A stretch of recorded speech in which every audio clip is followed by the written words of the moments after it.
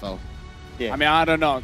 Because again, I feel like something's cooking here, and I'm not sure what it is. Speaking of cooking, you are going to see the high-lows taken off the board as well. We still have yet to see the mid-lane matchups. The Farza still up for grabs. Looks very good, I would say, even for both sides. Maybe you have to worry about the Katat. But Brusco the Bruiser, right? I mean, we know how he performs on this Katat, right? He's able to get to the backline. This literally was the deciding fact in game number 1. We saw multiple times where he would go in at 1 HP, and the tenacity, the only thing to keep him alive, and they're able to find the picks off. They're able to take out multiple members of TLID. So what are we looking at here? Final ban coming in from TLID is going to be the Khalid. Target down onto Brusco, target down onto that roam, maybe a Kirk pick. Edith still open for the side of FNOP. Which means the Valentina Edith dynamic is still there. If ever Fnatic Onyx do pick up the Edith, but I don't think they're going to pick it here. They'll pick the mid laner here and then keep that XP laner pick for Kirk. That's what I'm guessing. So what do we think they pick up for mid here? Maybe they take, I mean, Valentina doesn't look amazing here. They could go for the Farz, I guess, but Joy's going to run down on that. You got the Death Sonata. You have a lot of answers for Farza. But again, it is Super Friends, probably one of the best positioners in the game right now. It's tough. Even the Aurora still available for grabs. FNOP could definitely take that, especially having that Hilda is going to rush in. I mean, having the crowd control would be very effective. But wait a minute! Sicilian locked in for FNOP. Mad range from Fnatic Onyx Philippines. What does TLID do? Currently, they only have one person who can get into the backline here, and that's Fabian's Joy. Do they have room in the draft to kind of pivot there? I mean, we've seen this exact pivot before. We've seen Joy go, what, mid? Be the answer, and then they pick up Alpha or something like that. I don't think the Ghost plays like that, son. Hey, man, I'm just saying. You're right. He's a artillery backline. I don't know if that's in his kit. It's true. You can fight range with range, though. You could go in for the Navaria. I mean, up against this composition, you can play from afar. The only thing you have to worry about. Navaria's cooking. That's a double poke. Oh! It's still good poke. The Farsa, again, great range artillery mage, and the Carmilla, which I think is a. I've heard, you know, from many fans of MLB that it's like a comfort pick for Weedy.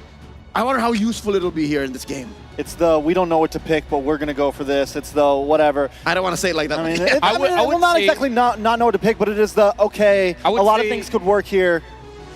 What do you want right now, Weedy?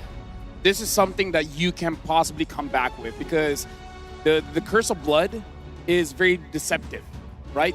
When you hit that big burst of damage, you can't really calculate for that. So maybe this is their Hail Mary. Yeah, it's going to be challenging, though, because now they're lacking in the crowd control department. It's going to be more on being the aggressor in these situations, and we know just how well Fnatic Onyx is with the aggression. We even had a lot of segments when it was aggression versus endurance, and they were the aggressor in that struggle. And now the final pick will be the CC to match the mobility of Aran on his signature Hilda. Right now, TLID looking at the draft. This is one of their best drafts so far when it comes to comfort. But is it enough? We're throwing it over to the casters. Two devastating games already for Team Liquid ID, and now 2 games MVP performances for Kelra. This time doesn't get the Bruno. Can we see an adjustment here? Is this enough to bring a match win for Team Liquid ID? It's going to be a hard journey this time. I mean, their draft, yes, as LaFell has mentioned, could maybe turn it around with that Curse of Blood, but it feels more like a deny rather than an accelerant. I like the adjustment, right? I really like the adjustment for TLID. I feel like this is a very comfort draft for them, and it's now or never. It's 2-0 already. It's 2-0 already, and if FNOP gets this one, they're going to be facing championship point ahead of them in this best of 7 grand final. Team Liquid ID, the draft is unique. We've seen the picks before, and this Carmilla in the hands of Winnie will have to go ahead and pull something out that we haven't seen just yet. The Curse of Blood can work great in this. Not only that, but also we have to point out the fact that this is a lineup that should extend the team fights in their favor. 2 revitalizes for them, 1 from Witty and 1 from Aran to go that way. And also taking a look at the emblems here, breaking it down, Gideon. Looking at the emblems, you're seeing a lot of poke, right? 3 impure rages coming all across the board. Oh, Aran, you're in so much trouble! Revitalize already. Sanguine Claws brings him back, Kirk. rotating over. Fabian recovering that position for the team. Aran gets away. I don't think he's going to be able to recover from that just yet, especially when the CC is on the opposite end. And now, even in the middle lane, they're still contesting for it. Rusko making sure that he can sustain against Witty and Yehezkiel at the same time. And this is what I'm talking about, right? Oh, Surge Sanguine Claw, Soul Sever. King Kong picks up first blood. That's not what you want to happen, man. You know, give King Kong the Suyo. He'll make it happen. First blood in his hands. And that's the thing. The team is going to go ahead and play around those points. If they know that some of the resources are down from that early skirmish earlier on, they'll still capitalize it. And every single time the Suyo is picked up, I don't know. I actually don't know the perfect statistic on how many first bloods that hero actually has, just because how much damage he has in the early game with his Soul Sever. He does, but Kirk right now is winning this 1v1 pretty hard so far, and Aran forced to actually go for the recall. But generally, how I'm seeing this is that TLID need to make sure that they have a tight game, right? Any little mistake that they've made, we've seen Fnatic Onyx PH really blow that over and turn it into a full-on snowball. Yeah. Let's think about this. This time around, Kelra's not going to have the Bruno. He's got the Harith, a signature pick of his. Hold on. Hold that thought for a second. The fight for the turtle, though. Fabian. Good retribution now. Going to be caught in the curtain call and also the Sanguine Claws. Witty pops into Revitalize. Kirk coming in as well. Kirk. Into the back. He dives. And now he wants to continue on. Oh, the Vengeance, not enough. Takes down.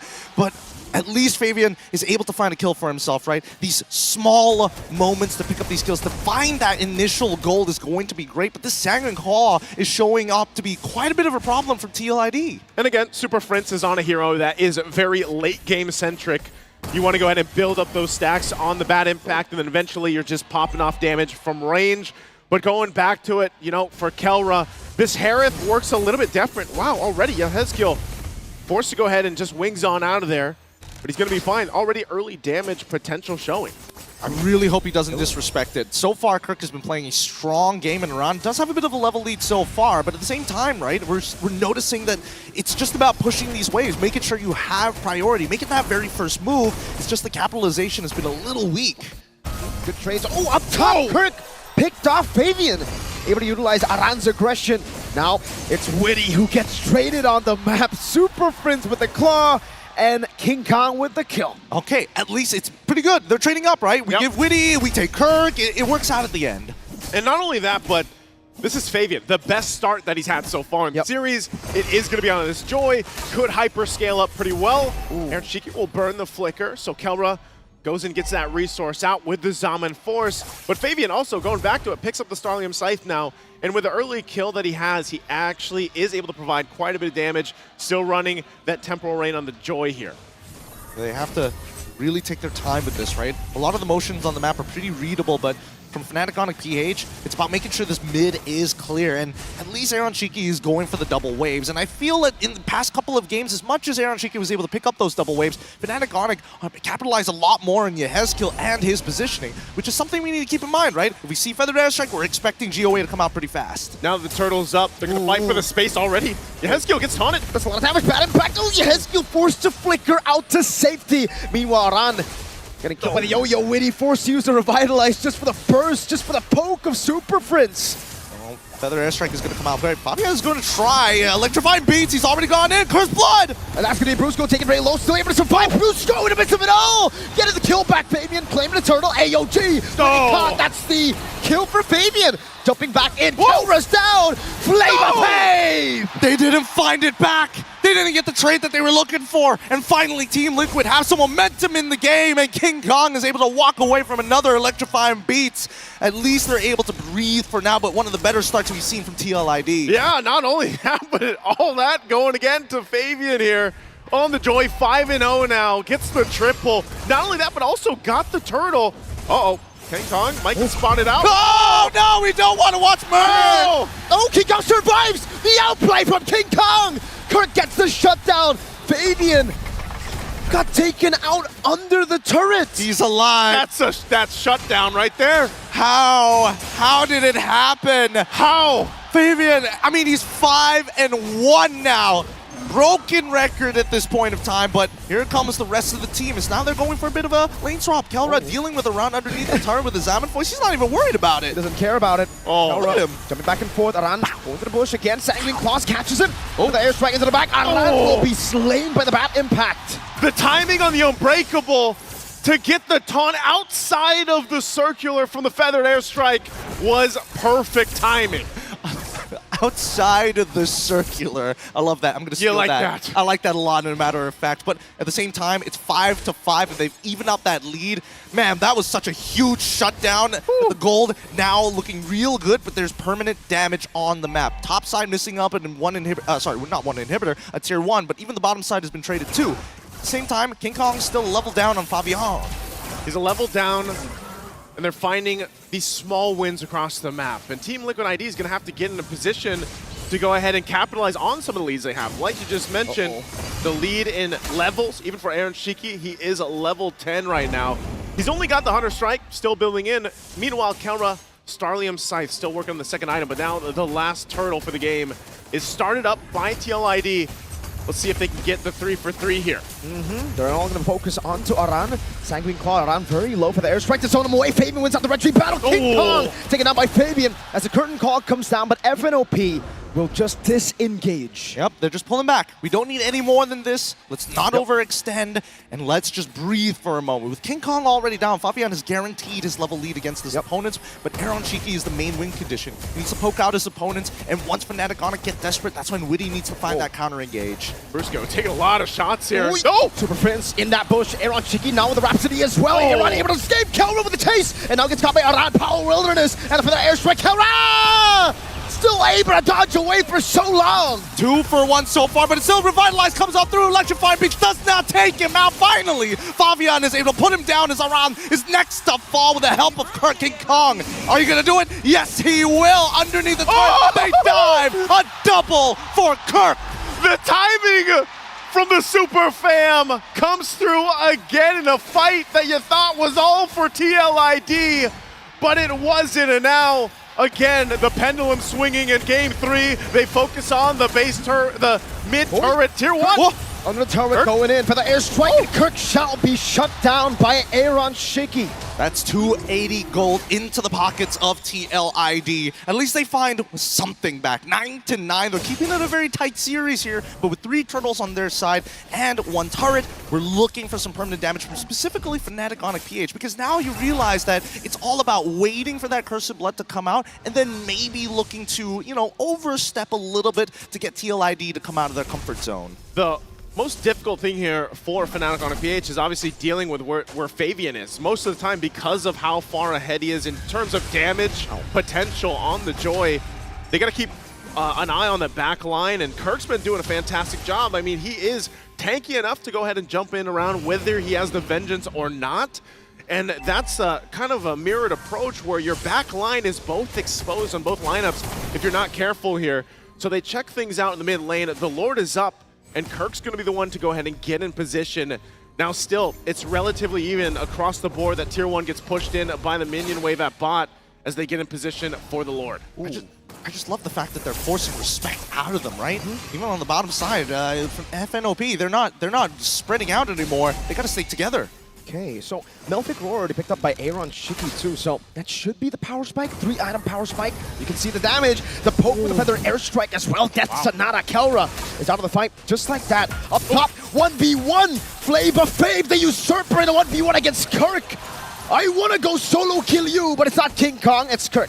Yep, it's Kirk for now, but it's not over just yet, right? 4 ultimates to 3 ultimates. The ult economy is looking pretty good for Fnatic Onic at this point of time, and this is the very first Lord. If they're looking for that big swing, Fnatic Onic need to win this out. They'll just delay it a little bit longer. Team Liquid ID still having the revitalizers too. One was just used by Witty, still have the one for Aran. They'll give the go signal though on the Lord. They're gonna zone out FNOP. Aran jumping in. Oh, it's gonna stun as well. Fabian claims it, and Kelra disappears. Aaron Shiki gets him down with the Death Sonata. Where did he go? Where did he go? Just a couple of shots and he disappears into thin air. Unfortunately, he's not able to build up enough shields. The raw damage from Aaron Shiki is just too much for now. It's too much for now, and this is the game that Aaron Shiki and the rest of Team Liquid ID needed. They get themselves another major objective, and now trying to work down some of the turrets they still have left to approach the base of FNOP, but Aaron Shiki just go ahead, post up, take down that tier 2 as the Lord makes its way down bot Aran. Oh, no. Kirk? Oh, even with the revitalize, Aran might have just made it. Kirk into the midst of the rest of the cavalry who just pounce on him. Kirk, he's got to calculated. calm down here. I mean, yes, it's calculated from Iran's side, but Kirk should know better. He got very confident off of that, and this is off of a Lord push. Lord push right now. Mid turret still being worked on. A feathered airstrike dropped down. Oh. Wow, a lot of shots for King Kong. Shields are going to be popping here, though. Lord almost gone. The last one will go down, though, as Lord is cleared out. So FNOP will hold on to the base turrets pretty healthily. For now, at least they can breathe.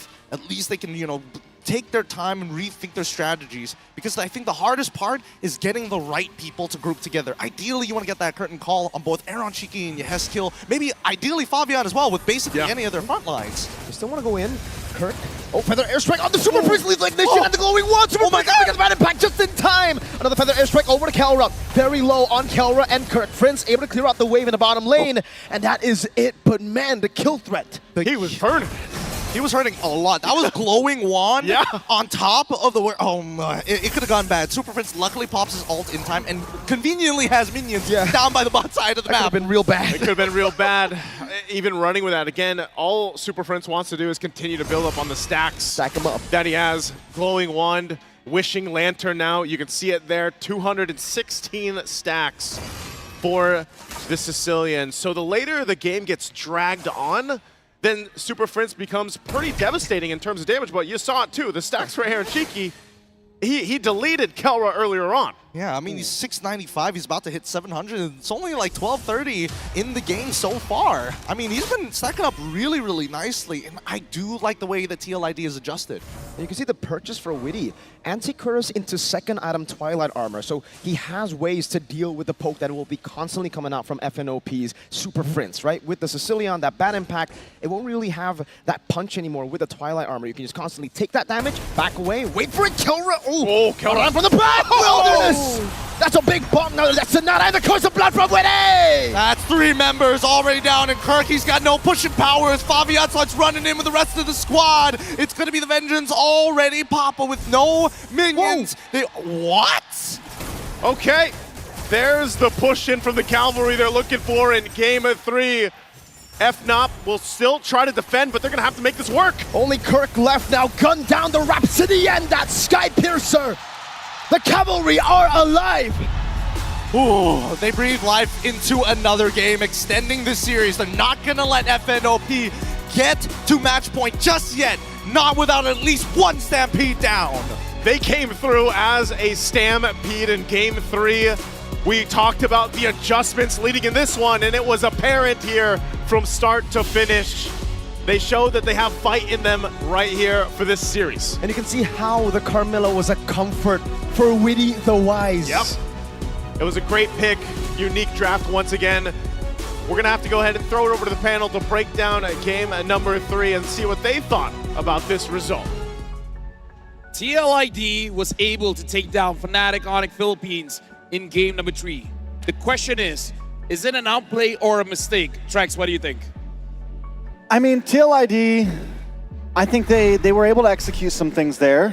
They were on fire, and FNOP, honestly, a little bit on the fritz there, man. Had a little bit of a glitch in draft, at least in my opinion. And then even in some of the gameplay, we saw Kelra get caught. TLID had the advantage from draft on, and this time they executed it very well. I think the word you're looking for is a little too playful. We've seen Fnatic Onyx go through these episodes. One to point out is against Falcon Esports. They picked out a double dive lineup, put a Yu Zhong in the EXP. In that same series, they put a Uranus into Kirk's hands, and that was against Liquid ID. I correct myself. Either way, we've seen it happen a few times from them. Yeah, so it seemed like for the sake of shaking it up, Fnatic Onyx, we're only speculating, decided to first phase draft a Harith, and then open up the Granger, give it over to Aaron Shiki, and then close up with a little more conservative Sicilian and CC, which again allowed for Liquid ID to come in and read that game from game 2, and then take over. Weezy, how do you read this? It's the Onyx special. That's what it kind of appears to be, right? When they are ahead, they tend to kind of do these things. They draft a little bit more interesting. Something I can't predict. I would say the X Factor effect, and the X Factor is high risk, high reward, and this way, in this game was not their reward. So I think in the next one, the draft was what made the difference in this. It wasn't a micro game. This was 100% draft. So this time, it's the draft. We can say that for sure. So, like, Strikes, do you think that maybe for the sake of winning the World Championship, should Onyx make it simple? Yes, I mean, I think this was when we first started the night and we talked about win cons for TLID. It was take advantage of these playful moments, take advantage of these glitches in the system, and then build momentum off of it. So Fnatic Onyx, they have two choices. They keep on messing around, and they let TLID catch up, and then it's risk factor. Then it gets risky. Then they find out that, oh man, TLID has momentum now, and now they're really playing and growing. Now they're adapting. So Fnatic Onyx, they need to quickly get things back together. Yeah, this was interesting too, because you pick up the Joy, and I would have sworn the Fredrin 100% win rate would have been the thing picked up here from King Kong. But instead, decides to go for the Suyo, and then you have the Sicilian, the late game special. But I mean, this is a 13-minute game. We saw the stacks, they just weren't scaling. You know what? There were moments where the Suyo wasn't even bad. Like, I think Suyo into Joy, running it like this, especially if you're confident, as King Kong isn't wrong. I think where it really fell off was how Kirk was just holding down the fort, even when he didn't have to, for the sake of that Sicilian, to try and buy time and space on the map so that the rest of them can approach that power spike. Even at Harry, there was a moment where in the bottom lane, Harry was just dancing around Aran and pushing that bottom lane tier 1, but what after that? Where do we go from there? I don't think Super Prince wanted to be in these situations this early on, because we saw his stacks early, right? And they're not very high for like a 12-minute game time. Yeah, there's also this, you know, with Kirk, what we just saw from the items, he's very late to pick up any magic defense. Yes, he gets the tough boots, but into the War Axe, into Brute Force Breastplate. And you're in this tough position because you have Aaron Shiki, who's dishing out insane damage. You have Fabian and a Farza, who's dishing out insane damage. And every time we saw Kirk go in, trying to do Kirky things, he gets taken out very quickly. Even when that one moment he thought he had her on. Yeah, and speaking of Aran, I mean, he's running that Hilda special, right? You've seen him dominate in TLID, with TLID in Season 14 of MPL, and you see the domination here again over Kirk, who was just caught out of position so many times. I mean, look at the difference in damage between Aaron Shiki and Kelra. Kelra did just as much as Brusco. And that's not very much. If anything, Brusco dealt more. You look at that number.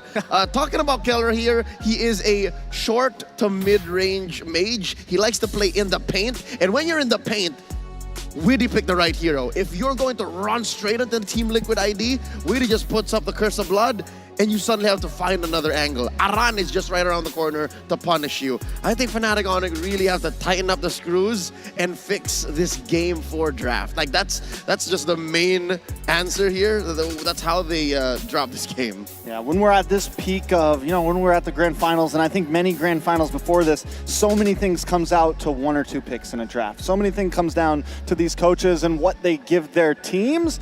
And TLID kind of risked it there, right? They go for the Joy first pick. They risk giving over the Granger, but in the end, we have our MVP.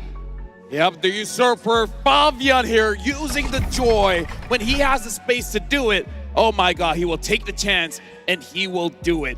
Honestly, looking at the lineup here, there's a lot of opportunities for TLID to make sure that Fabian really shows up with the Joy. And I feel like that's the secret recipe here, where they have Aran as well as Widdy, where Widdy was taking a lot of shots. But once Widdy has that Twilight armor, he's able to tank up, he's able to wait for the right opportunity to use that Cursed Blood. There's a lot of distractions, and then Fabian just goes through the cracks. Yeah, and there wasn't really too much punish on the Joy pickup, right? I mean, it looked like for the side of Fnatic Onyx, they're trying a little bit of an experimental draft, trying to find another way around it without having to go with a traditional counter-engaged Fredrin or a Belleric to go up against it, and it just doesn't work out. I feel like at this point in M6, you have to go for the harder counter. Yeah, so taking a look at some of these highlights, Fabian, you know, clean game in the beginning. Even playing a little bit risky in this first fight, maybe he decides to come back in, but he knows his team's there, picks up the extra kill, and we get to a point where Fabian just starts to scale out of control. He's second item, he goes from Starling Scythe straight into Holy Crystal, and that's when we know, I think, there was a point where he died, and I'm looking at Leon and he's 7-2, and I'm like, at this point, even if he dies 3 more times, he's still gonna be able to 1v1 just about anyone on the map. Yep, just second in the gold rankings towards Aaron Shiki, he's farming heroes. Homie had 9 kills, and he could have had 10. He could have had 10. He almost got the solo kill onto King Kong, but that's when that whole little instant replay situation happened. But just the same, you know that Fabian will not let you forget that that almost happened. He still performed way better after. Yeah, dropping the beat of the flash on Fnatic Onyx with that flashy pickup of the Joy, the deciding factor to help TLID push on forward and still remain in this series, not facing a 3-0 deficit, but a 2-1. Yeah, so right now it's definitely not going to be a clean sweep. So far, again, we've seen either 4 O's, 4 3s. This time, we got to see. If we're following the trend, it does seem like we're going to go all 7 games. But do you guys feel it will even go that far? So are you saying there's just no other way? Like, because there's no other way. 1, 2, 3, 4, 5 is either 4-0 or 4-3. Personally, I don't think it will go 7 games. That's exactly, because it's so clear what happened here with Fnatic Onyx. They were in a dominant position, 1 and 2. They switch it up a little too much, if you ask me, in game number 3. I think if they don't fix it up here in game number 4, then maybe we do follow the pattern, we go all the way. Only if. Only if next game there's another glitch in the system, there's another quick fritz in the draft, then definitely this whole trend could continue. I think next game's gonna be our big decider on when this is all gonna end. Yeah, but that's not a gamble I'm willing to take. I'm not going to go for the experimental draft, especially with all of this on the line in the Axiata Arena. Grand Finals, a chance to be a world champion. That's not a time to experiment. That's where you go straight to the basics and you work with things that have been tested, things that have been proven time and time again. So we're seeing that probably game 4 onwards is going to be the real FNOP. But before that, we got a quote here coming in from Weedy from TLID. Weedy Wise. We have to see what he has to say. The title above all. Weedy has said, facing SRG was an intense match for us. We have to set aside our egos and personal issues, prioritizing this match above all else. In the past, we didn't play as a team. We focus on our individual games. Against FNOP, we're committed to pushing ourselves to the limit, aiming to bring the championship title back to Indonesia. Very interesting quote here coming in from Weedy. I mean, you know, I like how he said SRG was an intense match for us because they 3-0 SRG, you know, and they made it look very clean. TLID were so dominant, so definitely a little bit of humbleness there. And now I'm wondering, you know, if they want this championship title, they need to bring out that beast that we saw from them the past couple days. And every single game so far in this best of 7, 1, 2, and 3, they have put out their best foot. It's not like the draft was bad for TLID in any of those games. It's actually weird that it's Fnatic Onyx that we're actually pointing out that had a weird lineup going into that bout. So I agree. Weedy, just focus on your gameplay, focus on asking St. DeLucas and Facehugger for a good draft. And if you get it, just play better than Fnatic Onyx. But going into game 4, I think things are going to change. And I do agree with the point when he said going up against SRG, they had to play more as a team and not their own individual games like they have in the past, right? Especially when we've seen the match against SRG, they had a lot of synergy. They had a lot of diving potential as a unit, that hive mentality, which was helping them overcome a lot of their competition. And that really put a pedestal up for the side of TLID to be able to step on. And they were able to step on it and they learned from the experience. But now it's using that experience and translating it into this game. Now, they got a match off Fnatic Onyx. Can they ride that momentum? We'll have to see. A couple minutes till draft. You know, TLID, I think when I want to talk about how they come into this match, right? They just came off of a big swing. You know, do they still come in with the same idea? Do they feel the way that we feel, that maybe, you know, F not messed up in draft? You know, like, it's kind of... That's out of your control. As a competitor, as an athlete, if you know in yourself that you won because your opponent did a certain few things wrong before the match even started, how do you deal with that? It's irreplicable. You can't go like, all right, I hope they do that again. I hope they pick the Harith early again. I'll tell you what, I wouldn't even look at that game. I would look at the game before where the mistakes actually happened, when it was an even playing field, where it was a more even draft, because I don't expect... You said lightning struck twice. It's not going to strike twice again, right? There's a reason you said that, and I feel like stepping into the next draft, it should be a little bit harder of a challenge for TLID. So I think looking back at the previous games where they did lose in the micro engagements is what's going to make the difference overall for this series. And now we're looking at player head-to-head here, and I kind of feel like this is what we're going to see a lot in this game. Between Brusco as well as Weedy, it does feel like Weedy will be the one to take the brunt of the damage here compared to Brusco, because in terms of the mid-trio aggression, it does seem like Onyx is a little bit more compared to TLID. All right, if there's anything to take away from this, it's not what's on screen. It's something that isn't. The fact that Aran took so much damage in game number 3 to help spread it out between him and Weedy might be a key to victory for Team Liquid ID. If this, what is this? 13,000 that Weedy is taking more from Brusco is spread out between him and Aran, maybe they can take more fights wherein it's not a 4v5, a 3v5. Yeah. You know what I'm saying? Like, if Liquid ID can keep the numbers game fair, then maybe even more they can find ways to like shut down Kelra, shut down King Kong. Yeah, look for those. I think a lot of it comes down to them tightening up, looking for those, you know, more clustered team fights to where they're not as spread out, because we saw it in game 1 and even a little bit in game 2, you know, FNOP really capitalized when they're able to disperse them. You know, Kelwer will find Witty in the back line, kind of broken off from the team. Then Kelwer comes in late. So if TLID is able to group up, they're able to disperse some of that damage. Which is weird because Fnatic Onyx are specialists at this scrambled style of team fighting. That's where Brusco can get away, heal up for like 2 seconds, come back, punch someone in the face, and then be part of the fight all over again. How do they hit this balance? How do they make that happen over and over again? Besides, again, besides a weird draft, again, secrets up to them. It's up to Coach St. DeLucas and Facehugger to remind them how to get that. Yeah, you got to out-bruise the bruiser. I think that's one of the keys to victory for the side of TLID. I mean, we see him on the Gatot. We see him with these initiations. Majority of these games, if I'm not mistaken, were they all Gatot games from Brusco so far? Yes. They were. 3 games in a row. 3 games in a row. See, and that's a key to victory right there. Just finding a way to shut him down. Maybe forcing him on something else so he can't create such an opportunity. And now we're jumping into the draft of game number 4 here. TLID, I agree with you, gentlemen. If Fnatic Onyx Philippines draft like normal, it's going to be pretty hard for TLID. They were able to clutch it out when Aran as well as Weedy takes the damage by 50-50 here, but this time, unfortunately, the heal that has been banned off Fnatic Onyx Philippines will be on first pick. Okay, so TLID, what do they make this last ban as? I don't think you go into jungle. You take out the Bruno.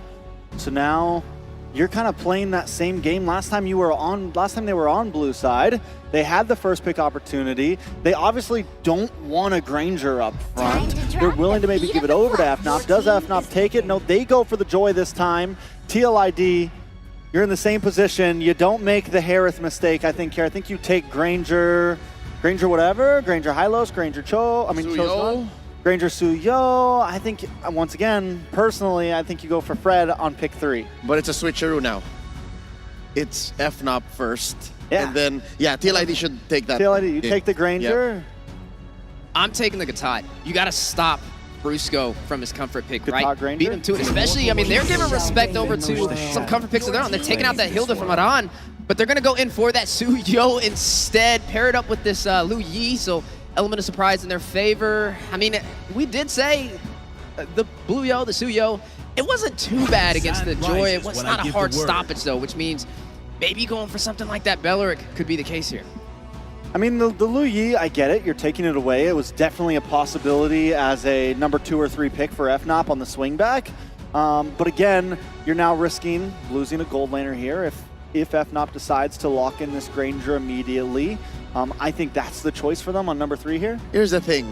The Granger is good, but Kelra can make a Moskov work, a Beatrix Couldn't work. make the Harith work last time. That's just a whole nother story. So I'm guessing they prioritize something else here and they close in on that mid lane matchup. Super Prince still has his own diversion if you think about it. Fair. Very fair. I mean, definitely agree. And it's, and you get Brusco still onto something comfortable here. Instead of the Gatot, you get something a little more aggressive, a little more backline divey. Yeah, and this should open up the Granger for the side of TLID to have the presence in the gold lane, especially with that Bruno being taken off the board. Now, the Valentina has been grabbed up from FNOP. It's the first Valentina we've seen this entire series, and with that Valentina, you're going to have that diversion play, which means both teams will be able to teleport across the map and catch each other off guard. Oh! And the chip for the shortcuts. Now it's a party.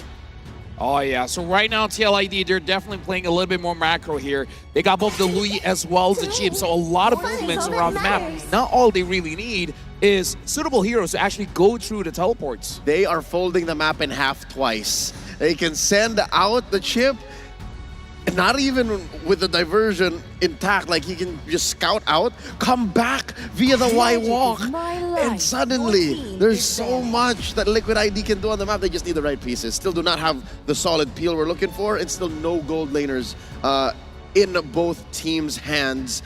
They're both taking him out though. 1-1 out, and Harith out. Granger still at large, Beatrix still out there, Moskov as well. So TLID, after all the bans, they have first dibs. Yeah, I think depending on how many more gold laners get banned out here, TLID gets that first pick snapback here on second phase. So FNOP might want to be careful on how deep they go into this gold lane and what they leave open for themselves here. Yeah, it's going to be interesting to see which way this plays out. I'm honestly a little surprised about the Chip. You already had the element of surprise with the Liu Yi, and I don't even think that FNOP would have even banned that out. Maybe it was to stop them from getting the Chip themselves. Could have been a possible answer. But nonetheless, they have great crowd control with the Liu Yi. They have the great element of surprise as well. I think the gold laners, I feel like whether you get the Granger, whether you get the Moskov, it's really going to just boil down to the micro on who can scale a little bit better as you go through the game. What I really want to see is what is going to go into the XP lane for TLID. Do you get something to kind of deny Kirk? We saw Kirk struggling in the last match. What? So, all right. Again, Granger probably gets picked up here by TLID. They go for the Claude. Where are these teams going? There's nothing really tanky on the side of FNOP. I mean, of course, there's gonna be. Claude, though, I mean, it's quick movement, it's quick pace. You have Liu Yi, you have Chip, you have Claude. Does an old favorite like Arlott come through? You still need an answer to those dudes coming through the portal, right? TLID needs some kind of tank here because Chip ain't that tanky anymore, and you can't let your Suyo die all that early. It's going to be challenging. Looking at the options on the board still, the high-lows is still available for both sides. We are going to see the Edith pick up alongside the Beatrix, so gold lane matchup will be the Beatrix up against the Claude. How are we feeling about it? I mean, you get the Kirk special, you feel comfortable, you got the Brusco Bruiser special, and as we've said, Kelra's gonna feel good on just about anything, and this isn't even an out-of-meta pick here. This is a Beatrix. It's been a solid pick throughout all of M6. Solid A+ pick here. One more for TLID, the XP laner. What does Aran get here? Hylos is open. Do you do that? Do you go through the shortcut and then just drop the Phobius. That's the Phobius available too. They're gonna go for the Fredrin, the answer to the Joy, but where's it going? It has to be XP. They're pulling a team spirit. So it's that trap you were talking about, but a game late and the other team. I mean, because we've seen it before, so it's not all that crazy, but now we'll see how TLID uses this draft against Fnatic Onyx Philippines, which arguably they got all the favorites on each hand. And with that, we're throwing it over to the casters. Very interesting draft. We already know what party it's about to be here for this one from TLID. But interesting. I mean, even with that Fredrin last pick, what do you guys feel like? I don't know. I feel like the Fredrin, I guess it's a little interesting, right? You're still able, you have multiple ways to lock down and try and keep Joy in place. I guess that's what they wanted from the beginning. Hey, it looks as zany, as goofy as a Hilda XP when I saw it first at MPLID. And Aran was the guy who tried it first. He was the guy who brought that pick. So, Fredrin XP, Aran, I trust you. We'll see if that trust is in the right place, because one thing's for sure, TLID is one of the few teams that brings out so many unique combinations of heroes and picks, and they do it for game number 4 here. To even out the series, we'll see if it's enough, but also on the flip side, the other side here, for Fnatic Onyx Philippines, they're more so, you know, leaning on some comfort for this, and Brusco, like I said, on the Khalid, has had great performances, and you take away the Liu Yi from Super Prince as he gets whittled down already. Oh, Brusco could be in trouble. He's going to go ahead and Cyclone out of there. But at least now you have the Valentina for Super Prince, so he could actually take Yehezkiel's ults too. I suppose, but even Brusco playing a very tight game here. No flicker, as expected, but unless... Yo, that's not good. Revitalize from Aran will not save him. Super Prince still, despite getting bullied early, claims first blood.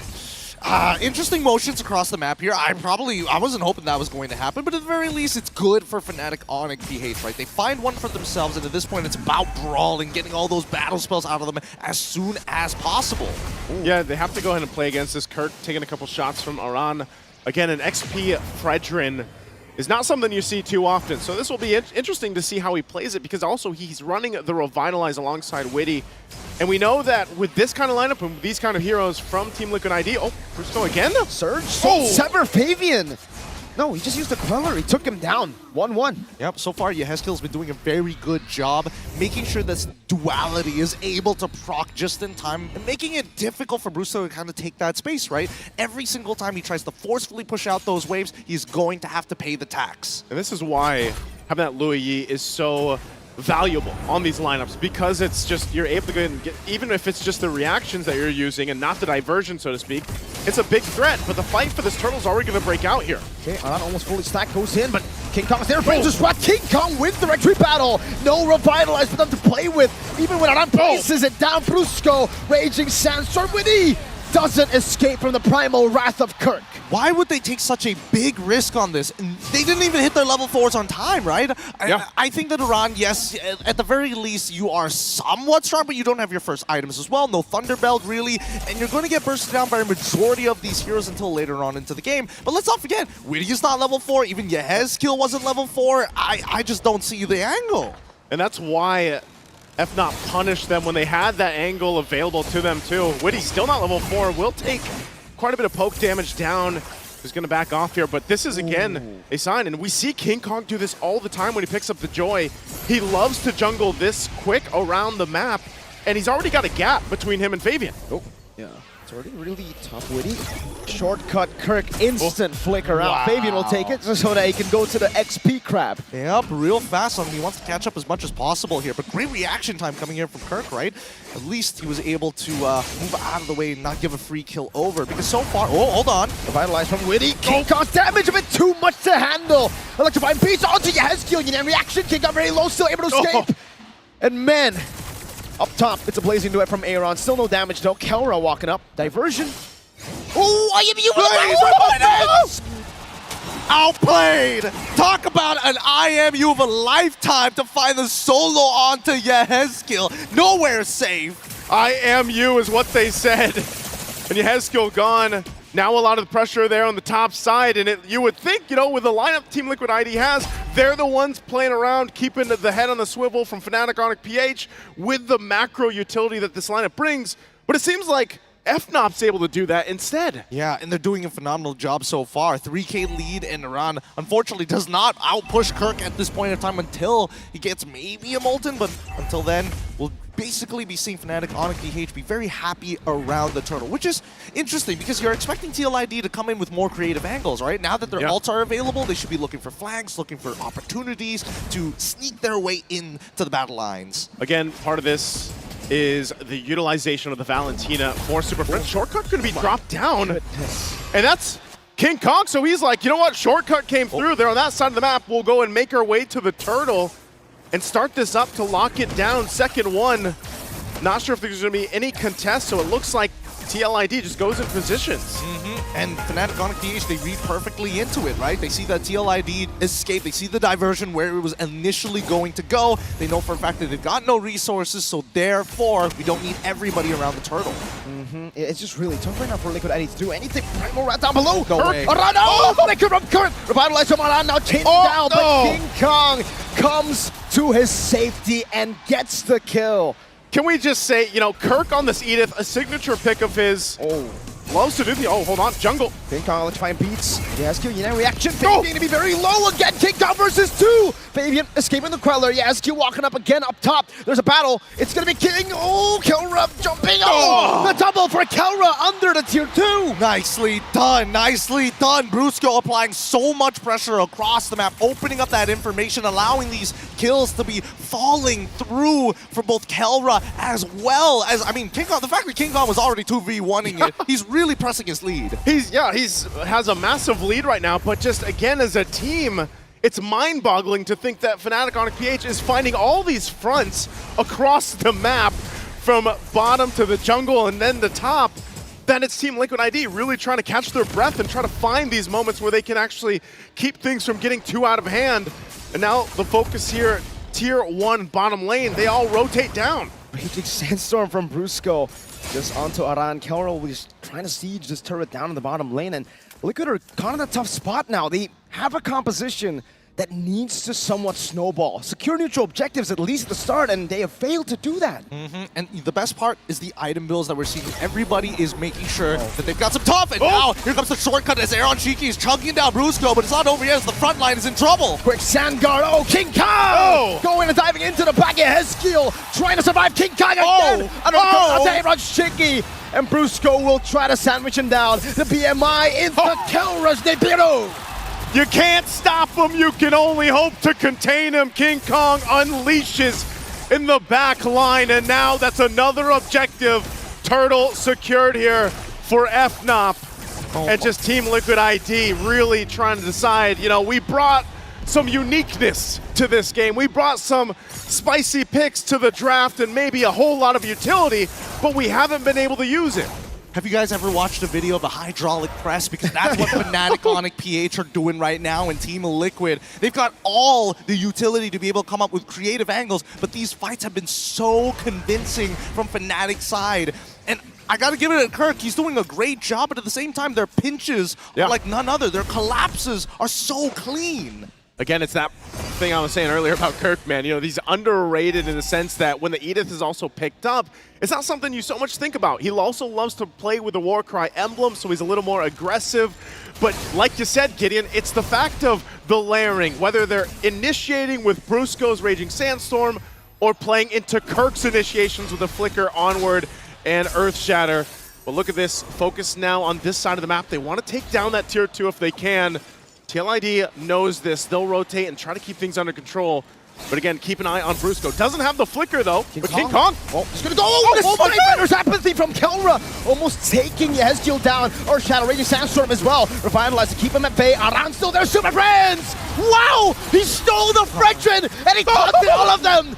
Oh my goodness, melted every single one. An energy eruption of a lifetime coming in from Super Prince. What was the that? IQ on Super Prince and the decisions, and that's why we said this Valentina pick would play an integral part in winning this game, because you have so many options, but then the creativity. Oh! Kelra! And now King Kong on Heskeel. What a statement piece coming in from Kelra. A masterclass, doesn't miss one of those shots, making sure that TLID are always on their toes. It's 9 minutes into the game with one of the biggest leads we've seen so far, 11.6K, 17-1. What do you do? What do you do? What do you do against this? You start praying and hoping and counting that you have another 5 minutes in you. I think the party's over here for Witty in this one, because right now there's no way you show up for these to contest. Even the diversion so late, they send in Aaron Shiki, BMI's back to the base, but it was too late at that point, and now with a massive deficit to work against, and the shield's already popped in the mid lane and turret down to the top, they are down to almost the bare bones. Look at the difference in itemization. Dear Lord, dear Lord. Oh my Lord! Yeah, Heskeel, it just has to eat it. Like, what else can you say about it, right? You don't have the items to even get into your second item spike. And unfortunately, an Enchanted Talisman, yes, you can throw out abilities, but half the time, eating those shots is all you can hope for. When you're super ahead, you go for Heptases, and that's what Kelra is doing right now. Another random shot, Raging Sandstorm backwards, but it's all just to get space for Kelra to get the base turrets. They got the base turret mid already down, but still, Lord is up. Oh my Lord. They used the conceal earlier on, so TLID back to Kelra! Render's apathy! The gun in the gold lane! And now it's Brusco diving in! King Kong cleaning up! He made the standard strong. He's ending this game. Keep your prayers up. Start praying to him if you're a marksman. A gold lane god. Kelra. What a shot. What a shot. What a lineup. What a performance again. And now they find themselves championship point for the Super Fam of Fnatic Onyx Philippines. I've never seen such a dominating performance in my life coming in from a gold laner. You said you just gotta pray. Pray to who? And the god in the gold lane is playing in the Mlbb Lanadon. Got to the gold lane at this point after that one, man. Panel, what about this game? What happened here? Take it away. I feel like for this one, the analysis is a little bit more simple. But Fnatic Philippines, they got their best heroes on their best users. They know what to do with this. The Edith, like even the Beatrix, you saw that final shot. They played their best MLBB, and I think this was more on Liquid IDs. It's safe to say, is it fair to say that they may have overthought and overloaded on utility? Our casters were doing their best to call all of these shots from different angles of the shortcut, the diversion, even Aran coming through. And LaFell saw this from a mile away. Hell, I'll tell you now, maybe even a light year away, but I think it came out at the wrong time. That Fredrin trying to, what is it, still counter the Joy?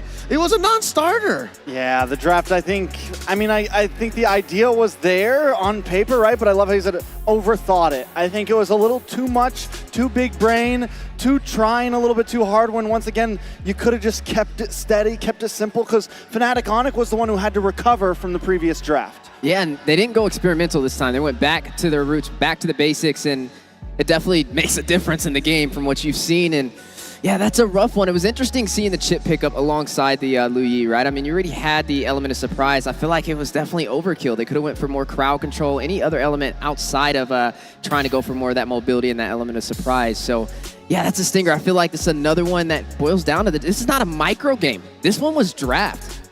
I feel like one of the things that we have to say, TLID did not interrupt Fnatic Philippines from doing what they want to do, either in draft or in game. And I kind of feel like that's the biggest thing. But now, looking at this, it looks like we just had the fastest game Fnatic Philippines against TLID. Game number 4, it was 10 minutes and 34 seconds.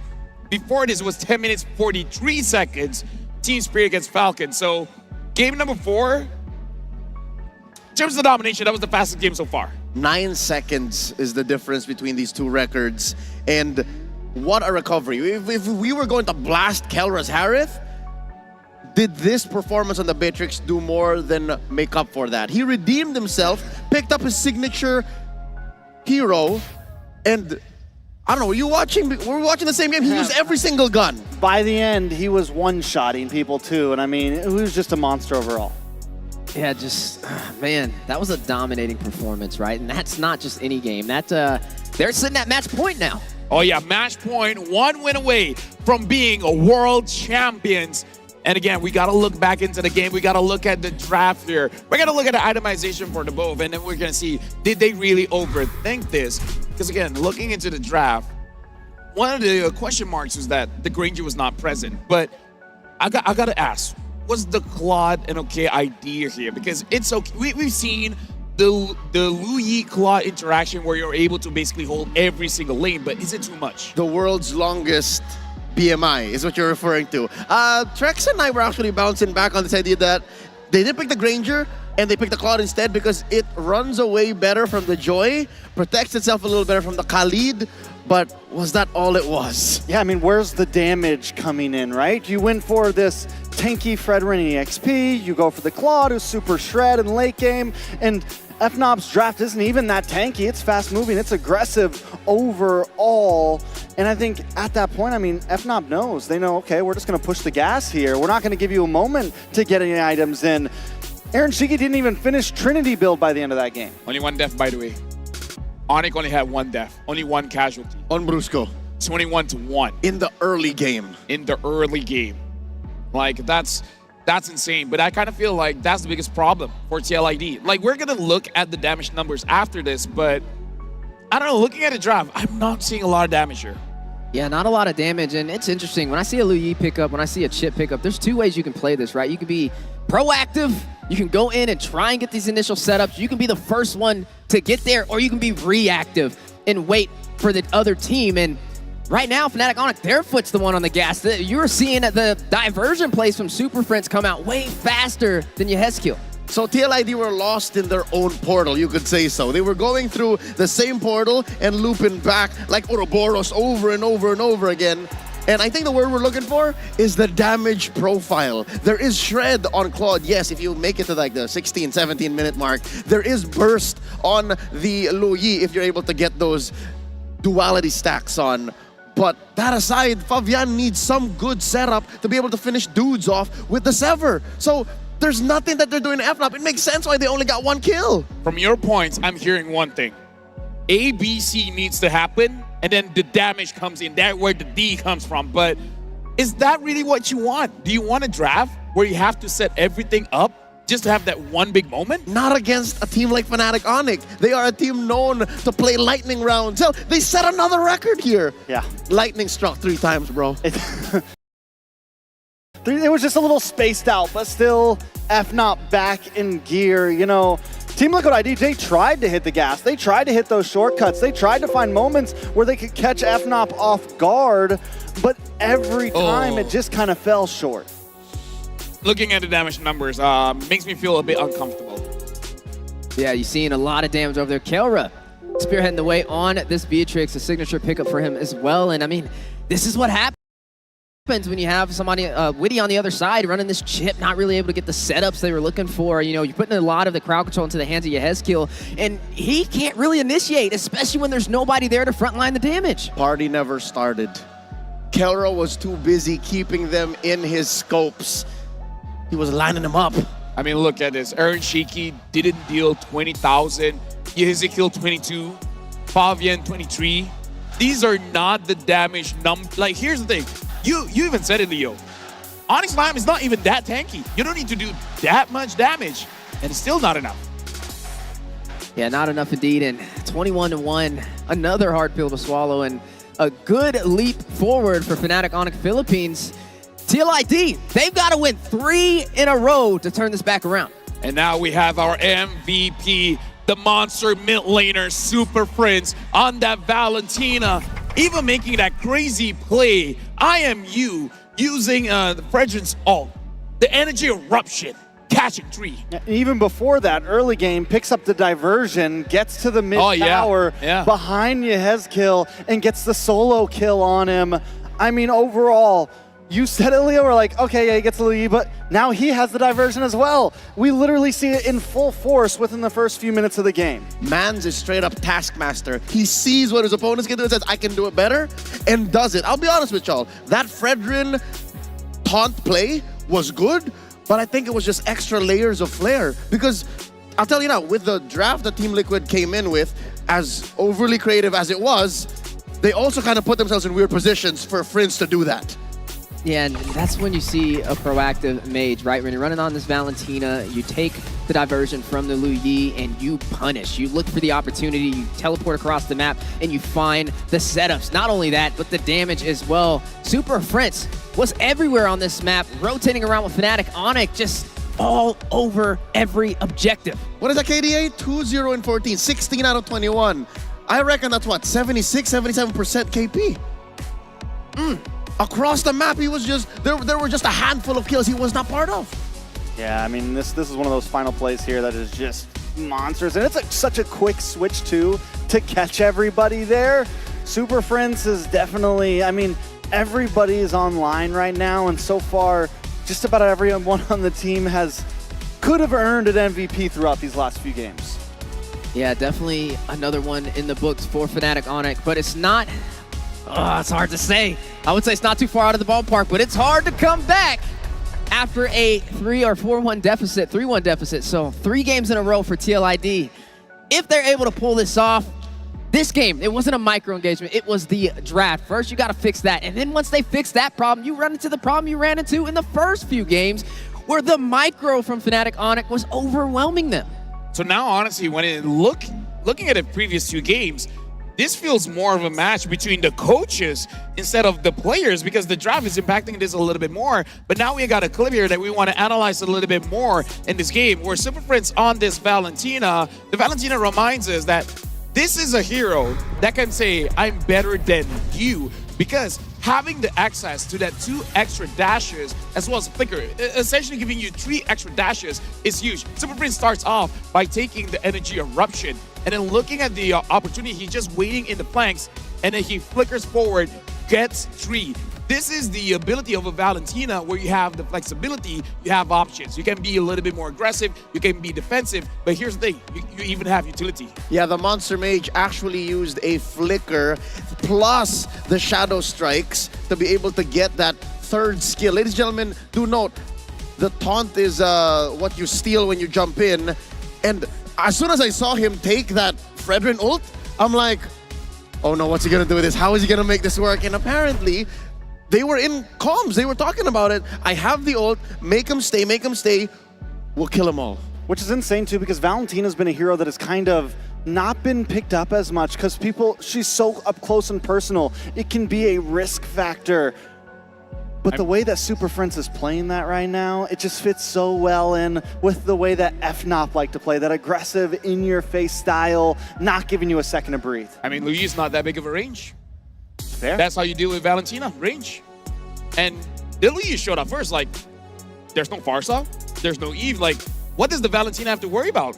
So it does feel like this is more about the draft, so this is more of the battle of the coaches. Yeah, the coach is definitely going back to the drawing book, and another win in the board for Fnatic. And now the biggest challenge yet for TLID. We're in the Axiata Arena. We're at the grand finals. They have a chance to be a world champion and to have it possibly ripped out of your hands from Fnatic Onyx Philippines. Talk about pressure. Yeah, and here's the thing. I feel like at TLID, they got to slow it down when it comes to what they want to prioritize coming into the draft. And with that, we're going to give them a little bit more time. In fact, Eterna is standing on court side where she can report to us what's going on down there. So, Eterna, what's going on? Hey everyone, it's Eterna, and right now courtside, and it looks like a celebrity is in the audience. Wow. It's none other than Faidil Jaidi. Welcome to Malaysia. Thank you, thank you. Oh wow, so many fans. Hey. You guys know him? Of course. Alhamdulillah, dia kenal. Alhamdulillah. But it looks like we are at championship point right now. So we are one game away of crowning our new world champs. If it goes that way. Are you here to support Indonesia, TLID? Yes, of course. I came here to M6. Want to support Indonesia, Indo Pride. Indo Pride. Do we regret that, guys? Indo Pride? Indo Pride, Indo Pride. See, I don't know if there's a lot of Indonesians in the building or it's just a Serumpun thing. Is it Serumpun or is it Indonesia? Indonesia. Wow. All right. So did you fly with them? Batam, from Batam. Batam. From Batam. From Batam. From Batam. All right. So I've been reading a lot of articles about you. Sorry? I've been reading a lot of articles about you. Okay. And it seems like you've been involved in the MLBB scene for quite some time, even Yep. as a pro player. It was a long time ago, It was a long time ago. You can say it was long a time ago. Top Global Lunox, Top So- Global Aurora. What else? Yes, I was Akai? Global Aurora, Global Lunox, Carry, and Gushian, but that was a very long time ago. Is that why you cosplayed Akai? Were you Top Global Akai too? Sorry? Did you cosplay Akai because you were Top Global Akai as well? No. My father was cosplay with Gatot Kaca. Gatot Kaca. Gatot Kaca. Where is he? Pamu. At home. At home? You didn't At bring home, him? yes. Did he let you come? Yes. Oh, he let you come. It's okay. Yeah. Okay. So, Pamu, thank you so much for letting Faidil come. It's been a blast. It's been I an love you, honor. Pa. Love you too. Okay. Next question. So, what do you think? I mean, you've had experience as a pro player. You know the game well. Yep. What do you think TLID can do to come back from this? About that, I cannot say for sure, but I was hoping and I believe that TLID was performing the best, the players, the coach. So we are Indonesia hoping TLID can bring us some comeback moment. Comeback moment. How? What do you think? Maybe, I don't know. We're just hoping because they coming here, it's already make us proud. And then we're still, everything, no matter what happened, we're still proud of TLID. I like that. I think everyone agrees. Wait, is that another celebrity that we see? Yes, Very famous. Very famous. Very famous? Is she your Very friend? famous in Indonesia. Number one. Number one? Number one. What's her name? What's her name? Sorry, may I know your name? Echa, Oh, Echa. Her Echa. name is Echa. Echa, I heard you Echa, have... where you come from? from Bekasi. From Bekasi. Are you here to support Indonesia? Of course, I'm here to support TLID. Man, the fans are really in the building. It's great to see all the support here. And last question for you, before we head into maybe a message to your fans, is what is your score prediction for our grand finals? 4-3. 4-3? 40 LID. Close best of 7 going all the way? Yep. All right. All right. All right. It looks like everyone agrees as well. Echa agrees? 4-3? 4-3. Okay. Maybe Fadil Jadi, you have a message to your fans out there or maybe the MLB community? Can I say in bahasa? Of course. Buat semuanya yang lagi nonton, pokoknya apapun yang terjadi kita doain buat Indonesia, buat TLID. Selalu support, apapun yang terjadi kita tetap bangga. Hashtag Indo Pride. All right, thank you so much, Fadil. Thank you so much, Echa. Thank you so much to all the fans in the building because we are going to throw it back to the panel. Boys, take it away for championship points. Thank you very much, Eterna. And if we're going to make that 4-3 happen, now TLID, they can't drop a single game. They have to be clean. They have to be perfect. And that's going to be very difficult considering they're going up against Fnatic Onyx Philippines. Yeah, there's no more mistakes from here, right? Their backs are against the wall. I like to always say pressure makes diamonds or burst pipes, and hopefully today they can find a way to turn this back around because I like to see things go the distance. I'm all the way out from North America. I've seen even our grand finals in NACT went the distance, and I'm trying to manifest that into reality here in the Axiata Arena. So you're saying Liquid will bounce back here now. It's the only choice. It's the only thing that they can do is tighten up that draft, don't overthink it, get good damage profiles, win lane to lane, and play the best MLBB they played their whole career. Or Fnatic Onyx just drafts like they did in the game they lost. Which what we already said, we can't count on that, right? TLID's got to go full Ultra Instinct mode right now. Which it looks like they have. Game 4, they did. I don't know, TLID's, it's rough. That last game, draft was off. I think there was a couple plays that were off. I think at this point they got to play perfectly, like LaFell said, and that is tough against Fnatic Onyx Philippines, who seem like they are playing perfectly nonstop. Yeah, and now yesterday what happened was after both best of 5s, we had an MCGG All-Star match. So we're going to give you guys a little bit of sneak peek about what happened yesterday, just in case if you guys missed that matchup. A lot of KLs entered, so let's see who won that one. Magic Chess fans, good evening, good morning, and good afternoon. Our voices have finally been heard. We're paving the way for a more competitive and bright future for one of our favorite games in the world. Welcome to Magic Chess Go Go.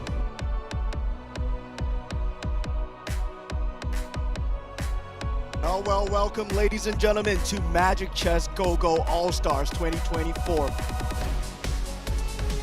Powerful tanks. On the other side, we've got Team Gaming versus Just No Limit, 3-star Couple and Koopa, but not quite enough to finish things off, and that means that he as well will be eliminated. The captain of Team Magic taken out at 7th place. 2 members of Team Magic are already down. Team Go Go, they are securing that top 4 position for now, but things change here, right? Still standing, and it is none other than our finale here for Chiku Guys, our winner of the Magic Chess Go Go All-Star Showmatch. The new era of Magic Chess Battle is about to begin.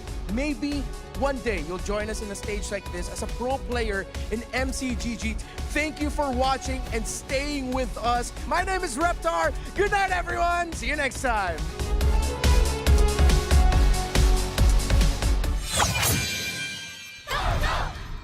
Looks like Chico Guys and Dean Gaming was the last 2 players, so shout out to both of them. And if you guys are interested, just to let you guys know, we announced it earlier, but Magic Chess Go Go looks like they will have a world championship as well. So Make sure you guys download it as soon as it's available for your region and test it out. But now we got to focus on this upcoming match because again, Fnatic Onyx Philippines are at match point. And TLID, unfortunately in the previous game, they drafted a little bit too cautiously, but in terms of how they play, maybe a little bit too aggressively. But the problem is, you want to play aggressive, but you don't have enough damage. So it looks like the identity of the draft was not really replicated in the identity of the gameplay. Yeah, I feel like you got to find that perfect medium, right? You got to win in the draft. You also got to win in the micro engagement. So getting an aggressive composition could be the key to that, but you also need the crowd control. You need Witty to get on something. If he's going to go damage, and then you have to make up with your Heskil getting on something with the crowd control.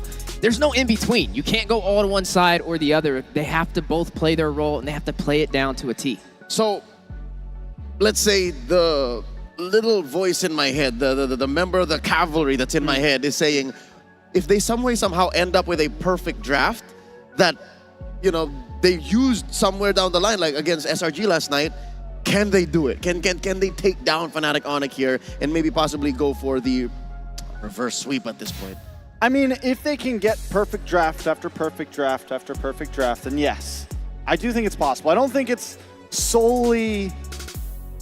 If it was solely mechanics, if it was solely fights and let they would have lost that game that they won, right? They would have lost even though FNOP threw draft a little bit. Even though FNOP kind of messed up in draft, FNOP would have been able to win that. And I remember telling myself, if FNOP wins this game right here, they're just built different. TLID doesn't stand a chance. But we have seen TLID at least win something. So we know the possibilities are there. We know there are some answers. But those answers don't come cheap. They cannot make a single mistake in the draft at all. Yeah, got to find that needle in the haystack. Should be the game plan for TLID moving forward, taking things one game at a time. So yeah, it's going to be a bargain. It's going to be a gamble, but it's not impossible. Speaking of impossible, speaking of gambles, on the next chapter of greatness, a quote coming out from Coach Why Not from Fnatic Onyx Philippines. Watching them overcome past hardships and come together from different teams made winning MPL Philippines incredibly heartfelt. Winning M6 would mean even more, not just for us as a team, but for Onyx Philippines as an organization, as it's a title that has long eluded them.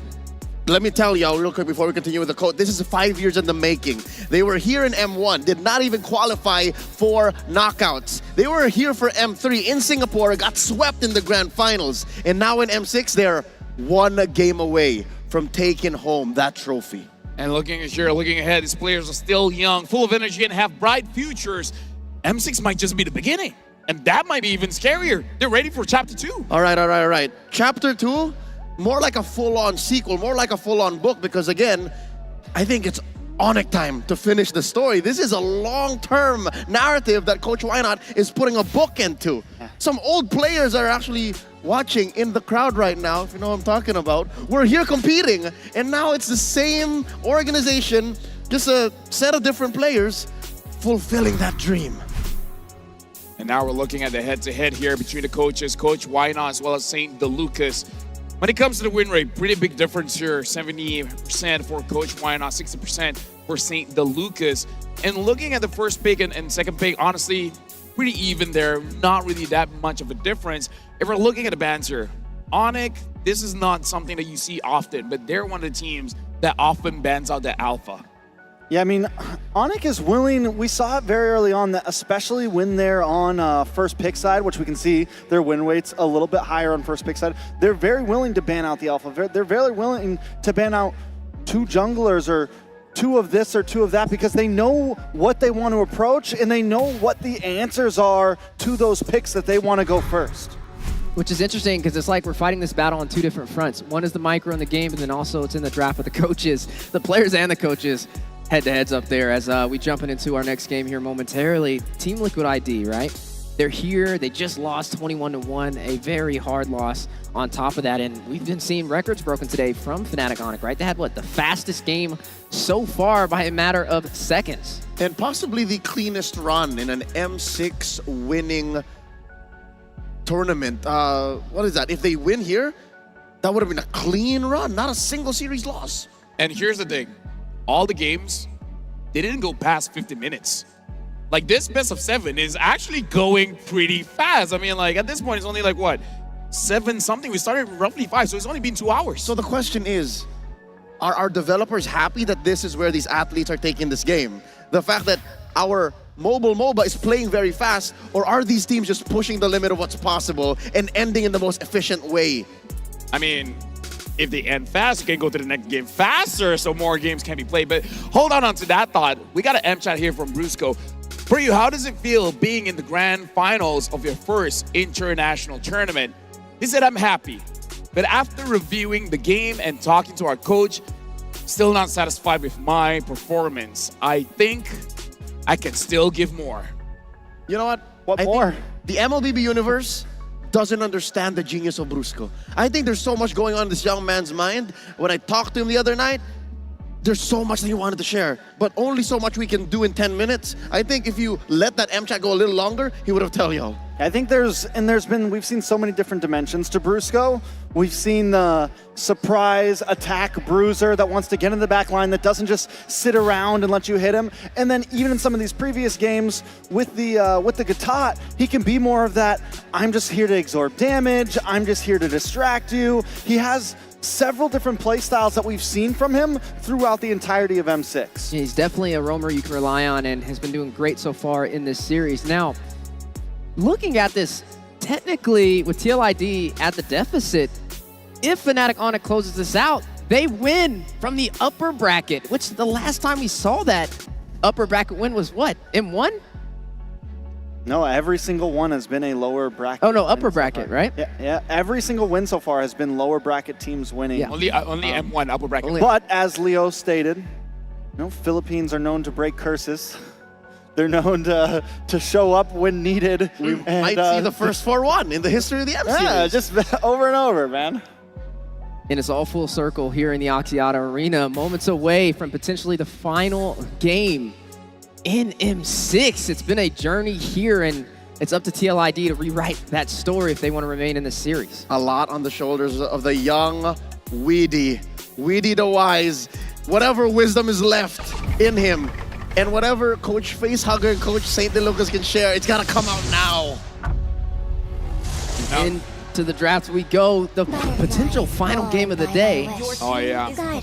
Definitely potential the final game of the day, and right now Fnatic Onyx Philippines are on the second pick, which, looking at the numbers here, 54% win rate for the second pick here. And now looking at the fun fact here, the fourth game of this best of 7 grand finals was the 100th game of the M6 World Championship. 100 games. Let that sink in. Because of our Swiss format and the wild card, we played 100 games of MLBB so far. World class.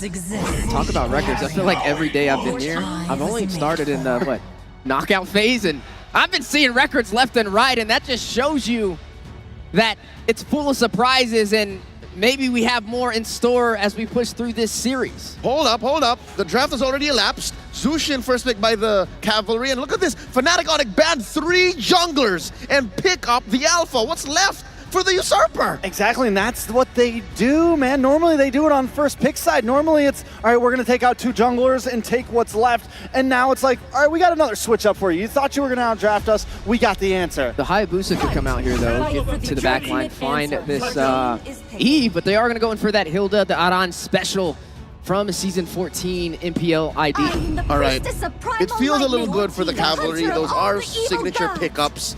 Yezkiel on the Zushin, Fabian on the Alpha, Fabian on the Hayabusa, not so much in game 1 of this series, but we're off to a good start. Fnatic Onyx closing off the first phase with an Edith, a signature across the board here. Now they're gonna start, I would assume, locking down gold laners, because after the bans, guess who gets first pick after? Mr. Kelra. The gold standard. If they even want to. The god in the gold lane. They have options still, right? There's possibilities. Now, the Alpha pick, King Kong has done, I mean, probably it's the best performance out of any other jungler on the Alpha. He's won several games on it, some of them being against TLID. Yeah, I'm wondering if the Granger pickup will come out of this. This is something worth TLID banning out, but then we know right behind it's going to be that Moskov. Maybe taking both off the table and making more of a challenge in the gold lane could be the plan. Good keyword, challenge. Because of that Harith ban, a specialty pick for Aaron Shiki. Will TLID entertain this jab from Coach Ryan out of Coach Hayes? Like, so are we taking out gold laners? And it looks like nah, because there's nothing going to be left for Aaron. TLID taking out Brusco picks. There goes the TIG. All right, so where do we go from here, right? I think TLID knows that they get first pick on the gold, so they don't want to ban into gold, right? They want to leave something open for themselves here. FNOP, on the other hand, they take out the Harith. We still have Granger possibilities. We still have plenty of options for Kelra. Let me throw this out there. Even after Liquid ID's last ban, if it's left open, they could pick up a solid Matilda. And that would definitely be a wise decision, have the mobility and the sustainability in your favor. There goes that Jawhead ban. We've been talking about this Jawhead for a little bit today. Still have yet to see it. It's been such a threat on the isolation plays. Also, this is going to be potentially the first game we may not see Brusco the Bruiser run on the Katat. Yep, there's the ban. Good read, Steph. Yeah, definitely not going to allow those comfort picks to slide in. Like we said, little margin for error for the side of TLID. They have to win this draft. They have to get the most optimal composition to not only win in here, but also in the micro engagements in the game. Sun rises when I give the word. Right now looks like FNOP picking up the Khalid. Both that as well as the Eve. You got the range. The Eve is already doing well against the Jushin. Adding on to that, the Khalid, looking at FNOP, the mid trio here, they're not going to let this Hayabusa farm. I don't see how TLID can move around the map. I mean, TLID has some, TLID has, overall, they get exactly what I think they want, right? Is one problem. The Alpha does the true damage. Hilda can have a little trouble with that. Last time we saw this Hilda against King Kong's Alpha, they went for this early invasion, which completely backfired on them. So TLID just need to round things out here. Maybe not go for something super tanky like a Hylos, but something maybe more on the fast-moving side. So they are going to pick up a Granger onto Aaron Shiki. That makes sense. Do we see the Hylos here for Weedy? Nope. It's the good old trusty Carmilla that won them the only game so far they have in this series. What does Kelra pick up? Is it going to be the Beatrix? Is it going to be his signature pick? I'm not sure if TLID have enough damage. I'm just putting it out there. I don't think they have enough damage. Damage profile is, I think, what it is. And the burst coming through. Kelra's going to have to close the gap. Yeah, closing the gap indeed, and the draft has been locked in from both sides. TLID, we talked about it. We said they have little margin for error. Is this the draft that can make the difference for their micro engagements? Well, if Onyx wins this one, this is the final time the panel will be on screen. So thank you, everyone, but now we're throwing it to the casters. Thank you so much, panel, for breaking it down once again. It's me, Naisu, Gideon, and Mirko to bring you a championship point game right now.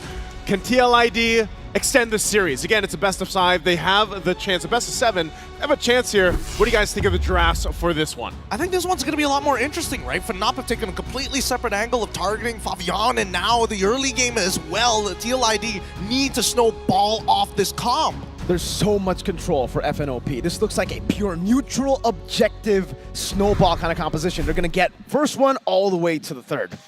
Well, let's see if it can happen here again.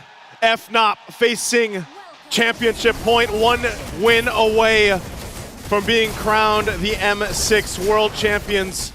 And TLID, with this lineup, they had the Carmilla before, they can make it work again, and that's a good little preview of what's at stake here. As early a game already, poking happening in the mid lane. This Wishing Lantern, Super Prince. Okay. Flicker out from Super Prince. Respect instantly as Aran shows himself in that push. Revitalized from Witty. Yeah, but just as expected here, right? Because Kirk is going for Warcry, doesn't have the concussive blast. He won't be able to push out as quick as Aran, only for the earlier stages of the game. Later on might be a bit more tough, but let's see how Yeheskill's going to deal with it as the first Lethal Wanderer goes over to Fnatic on a PH. Oh, and all in early over Aran. Flicker out as well. So 2 battle spells now used up from TLID. King Kong getting that lethal earlier. Looking to go for more, but respects TLID's control with the Juicin. The biggest thing about this, if TLID wants to go ahead and have these winning fights, is really playing against the massive amount of crowd control and also just space advantage that FNOP can set up with this type of composition. even with the Eve here. I mean, again, looking at it, you know, Kirk, we just saw the performance with the Edith still running that Warcry emblem.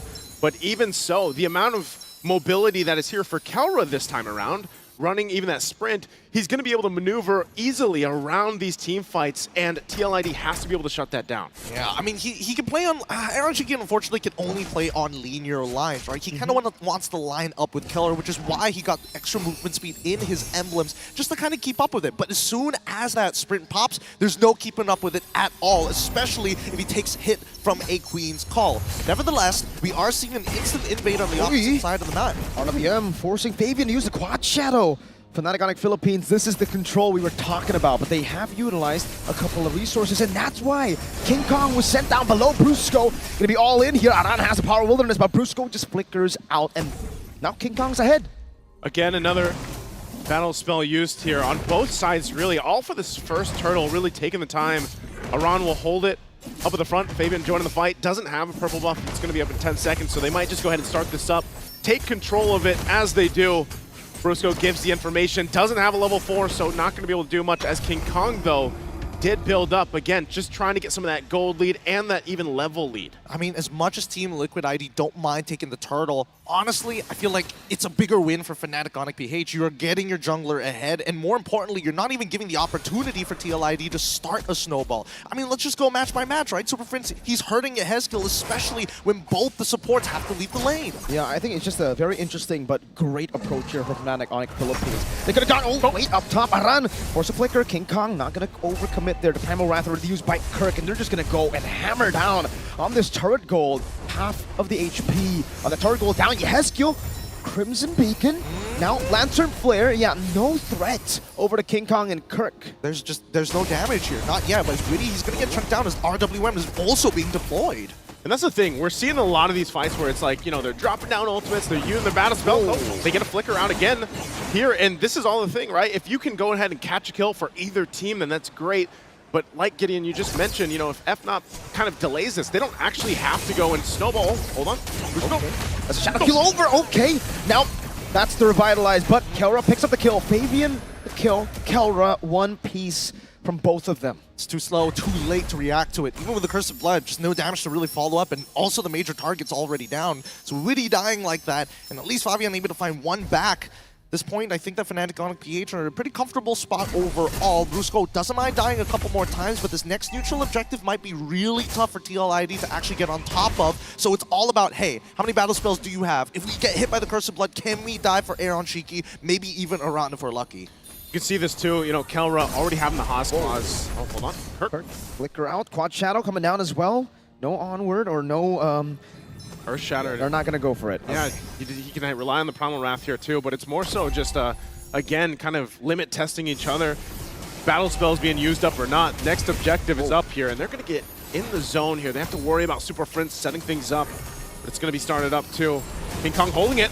Brusco walking up as well. The Lantern Flare still on him. King Kong on the turtle. First Blood going to be locked in onto King Kong. Still the retribution on point. Kelra in the back with a heavy crossbow again with the flanks. Fabian jumping back and forth. Not enough damage. Kelra is on a roll. They split the fight into two. Witty is still trying to buy some time as Kirk at 1 HP tries to knock up Yehezkiel with the Earth Shatter. Fabian with the Quad Shadow should be able to find one for his own, but even so, the fight has been split in half. No, it's a chase. Super Prince chasing Fabian. He's waiting for the cooldown on the Quad Shadows. Brusco walks up and shuts him down. And with that exchange, at least Fabian gets a couple kills, but FNOP gets a whole lot through that. Plus, taking the gold lead now in favor, almost 2,000. A 1-for-1 for the Turtles here, but some of these first items are going to be picked up now and locked in and start to show. Even for Super Prince, you know, already doing a great job at just setting up the RWM. And gets the glowing wand too. A lot of this utility that comes from this Eve pick is the advantage when it comes to those turtle fights. And even for Kelra to show up on that back line, pop the sprint and maneuver around, again, that's what TLID has to be wary of. Exactly, about looking for these flank angles and not to necessarily be caught specifically by that Cursed Blood. It can get a little tough, especially when TLID start opening up that map, but Aaron Shiki getting shoved and dove underneath turret. A Berserker's Fury for Kelra's just, again, dominating run. That's what you said about it previously. The hydraulic press raging sandstorm defensively from Brusco, and they get out of harm's way. You can see King Kong dominating this jungle matchup. Fabian still is able to secure the purple buff, but King Kong's a level ahead on the alpha. He's gonna wait for it. RWM over the Eskilo Spear of Alpha 2 from King Kong. A breather, but now the Crystal Blood on all three of the members. They're chunked out one by one. All three pulled underneath the turrets. Yeah, Heskil continuing the chase. Fabian takes it back, punishing FNOP's overextension. An overextension, trying to set up under that tier 1 turret. Fabian having a great start again on this Hayabusa. He's had to work for it, but they're going to have to do something about Kelra here because eventually that is going to be a kill. It's a damage check. He gets under half. They got to deal with him, Kirk. Uh-oh. They've already got the Primal Wrath out. He's going to get dove under pretty quick. Bruce goes there. Flicker out, Lantern Flare coming down as well. Now Kirk going to be taken out as well. It will be as Heskil who picks up the kill and the turtle to TLID. So some way they're actually able to equalize that gold lead. No longer the big, scary gold lead for FNOP. All right, so where is the majority of the gold lead actually coming from? And I mean, looking at the gold lead, it's got to be Kelra, right? I think he's got like, what, 2,000 ahead currently on to Aaron Shiki. Hold on, the Quad Shadow's not going to do much there just yet, but even so, that's a majority of the damage from Fnatic on a PH. They got to play around him and let Kelra kind of do the work, because look at that damage check, 50% off of that one auto, well, plus the passive. And he's just doing that to delay him on taking the buff. Around chase. Conceal already from... Oh my lord! Wilderness Aran bursting through! Now the Rhapsody together with a Lantern Flare. Brusco is down. Out of nowhere, becomes a 2-for-1 for Liquid ID. Oh no. Okay, Team Liquid ID are actually pulling this back now with the lead of their own. At the very least, Heskil has a very stable pick. Let's look at the items and really start to compare, because wow, shocking lead for Kelra, but then there is compensation when it comes down to the jungle, compensation when it does also come down to the mid lane too. And interestingly enough, as many kills as Fabian has on this Hayabusa, the fact that King Kong is not too far behind in essence against the economy here, that's fine for him, because that's what King Kong does on the alpha pick. It isn't to go and fight and fight and fight. It's really just go ahead and lock down some of the farm, and then later on, you have some more of that tankiness on this alpha. You play around your setup potential, and you just let Kelra shine. And there it is. Skypiercer is actually going to be picked up already from Aaron Shiki. He's going for a third item. I think he recognizes that Heskil is giving him a lot of peel anyway. Same goes to Iran. They need those big finishers, which means I would assume that Fabian, he's going into these fights just to chunk. And to be fair, the Juicin will go Skypiercer too, right? Like, that's the normal build we're seeing. And for Heskil, it does look like he's on the way for a second item, Skypiercer. So they'll have two. Now, is that a bit too greedy, or is that good, I think it's part of the answer is just get rid of Kelra. Whether it's either or, as long as you take Kelra out of the picture, then they lose a lot of that damage potential. And we'll see if that gamble is going to be worth it, because Team Liquid ID will start things up. Crimson Beacon out. Whoa! Dave, what happened? Fabian claims a kill in the back. The assassination, Aaron Shiki. So able to cut away with Detonata. Kelra chasing it on down in the bush. Kelra walking with a heavy crossbar around. Power of wildness. Aaron Shiki claims the kill. Brusco running back with the Raging Sandstorm. Fabian with a chase again. And it will be a Lord traded in for a fight. Oh my goodness, and a fight well deserved by TLID. I mean, it might not be over just yet here. Let's give it a moment, because Aaron Shiki, it's great. The target acquisition in tandem with Fabian, making sure that Superfrince does not get that much value out of his RWM. Happens so fast. Yeah. And honestly, I got to give it to Witty. He's been finding like 2-man, 3-man Cursed Bloods at some critical moments. Again, this Carmilla pick for Witty has worked for them in the past, even their whole journey up to this point in the grand final. And they're set up mid. Spear of Alpha into the Earth Shadow. Witty still surviving. Shadow kill. It's going to be neutralized by the Primal Wrath. Real manipulation! Let's go! Kelra, he's running forward. He takes out one. Needs the backup. Dive underneath the turret. Nobody is safe. 3 flickers for 3 kills. And Brusco will pay that price. It doesn't matter if they're behind in that form. They'll make a play either way. And they still have the Lord knocking on the base turrets now. FNOP sets things up. They might look for more. They're hungry. They're so hungry. They want this inhibitor early on. They want to create that 13K lead they did in their previous series, because Team Liquid ID, if they find that momentum back against Fnatic on a PH, they might be able to turn things around. Holy moly. Just when you think Liquid have neutralized the lead, when you think they're ahead, someone else becomes the X factor. Game 1, 2, 3, I think it was Kelra all around. Now, Brusco from out of nowhere. It's always one of them, and that's again why they have been called the Super Fam. Every single player, every single role in lane filled and just perform at a peak here throughout the tournament and now through the grand final. It's TLID on the back foot now, trying to just defend even the buffs. King Kong put enough pressure, nearly level 15. Again, with this, Team Liquid ID still in fighting form, not a massive deficit to work against, but it gets increasingly more difficult when they approach these Lord fights because of that setup potential from FNOP.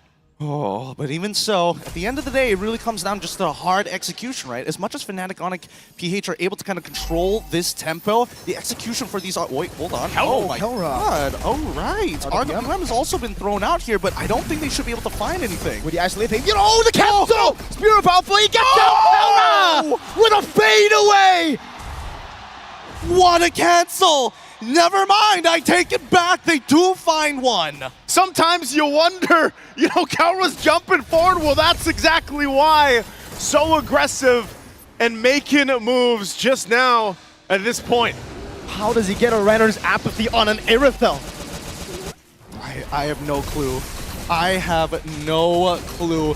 But at this point, this Lord should be free, right? They're going to start it up. Lord for the taking here. It's already taken. Kirk gets it. Raging Sandstorm, Brusco. Gonna be taken down. Yehezki with the Sky Piercer stack. Crucible Blood into the back line. Super Prince not able to pop in the RWM just yet as Kelra jumps with the heavy crossbow. Power of Wildness onto Kelra, but Aran gets deleted. The peel is perfect. Kelra has the space, and Witty, as well as Aran, will not be able to create the opening that they were looking for. And look at that, just as you think, you know, he's so aggressive on this Irithel, able to jump in. Now he also gets some defense with a Wind of Nature pickup. Able to deal with some of that pressure, physical damage that might be set up from even Fabian here. They work with this Lord at push now, taking the goal lead a little bit further. FNOP will get ready to march towards the base. They already got some work done on these turrets. And so Team Liquid Indonesia in a precarious situation on this defense. They have to be able to clear things out and keep things contained and together. They're going to rely on the setup potential and maybe even this Curse of Blood. Spear of Alpha won't land from King Kong. It's a short cooldown, totally fine here, and I think the Team Liquid ID need to play this defensively. Sacrifice an inhibitor, sure, but this game needs to drag on because they're so close to their next item power spike. 39-43. The siege continues. That's a quad shadow to the back. King Kong with the Spear of Alpha baited out. The primal wrap from Kirk as well, though. Two base turrets taken down. Now one more up top. Kelra sent to deal with it. A few more shots into the turret. It will survive for a bit. Kelra wants to go for it. Walks up a few more times. One more time. That Sonata keeps him at bay. Team Liquid ID wants to hold on to that one. Fabian jumps in. Shadow kill, Spear of Alpha bringing him back again. The quad shadow back from Fabian and the damage. RWM locking them down inside. It has heal with the Crimson Beacon locking Super Prince up. Now it's an all-in into the back line. Aaron Shiki getting it. Raging Sandstorm from Brusco. Kelra in the base. Looking for the end moment. TLID have cleared out the wave. And Kelra will be able to escape, but King Kong have dealt with him. Oh no, the minions are starting to push it. They're running out. It's one. Thunder heralds their unstoppable reign. Unscathed, unrivaled, their legends proclaimed. Bow down to the empire of Fnatic, Onic, Philippines! Axiata Arena, make some noise for your heralds of thunder! Let me hear you scream! Their dominant run to the Philippines, and now their dominant run here in the M6 World Championship. We're all part of the fam now. Let's throw it on stage with our winners. Ladies and gentlemen, give it up for Fnatic Onic Philippines!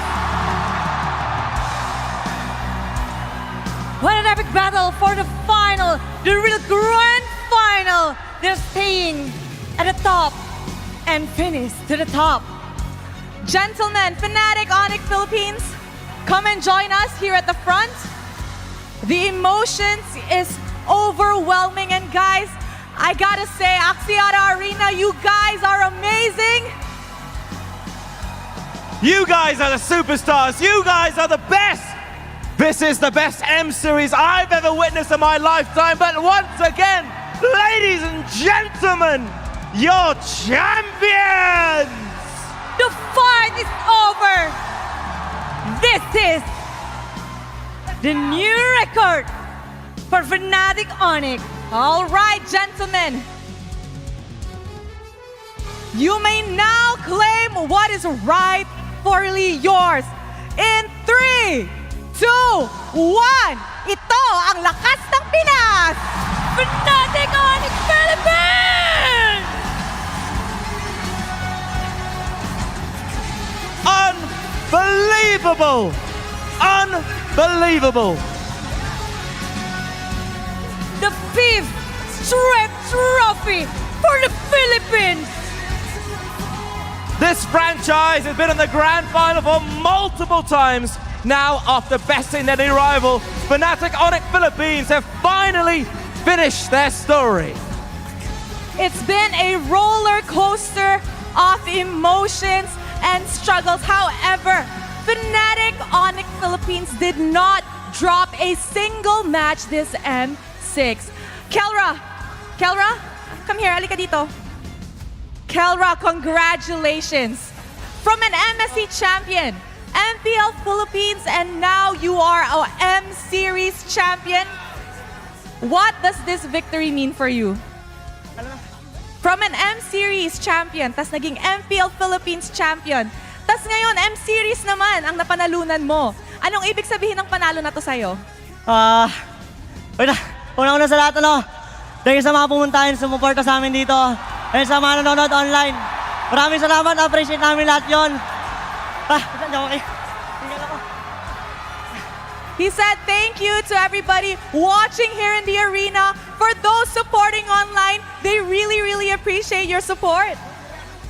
I have a question as well right now to Coach Why Not. Coach, all these sleepless nights, all the training, all of the work that you've put in, who do you want to dedicate this victory to? Definitely. I mean, I'm quite happy right now, but to be honest, I just really want to go home to my family, kiss my girlfriend. I miss her so much.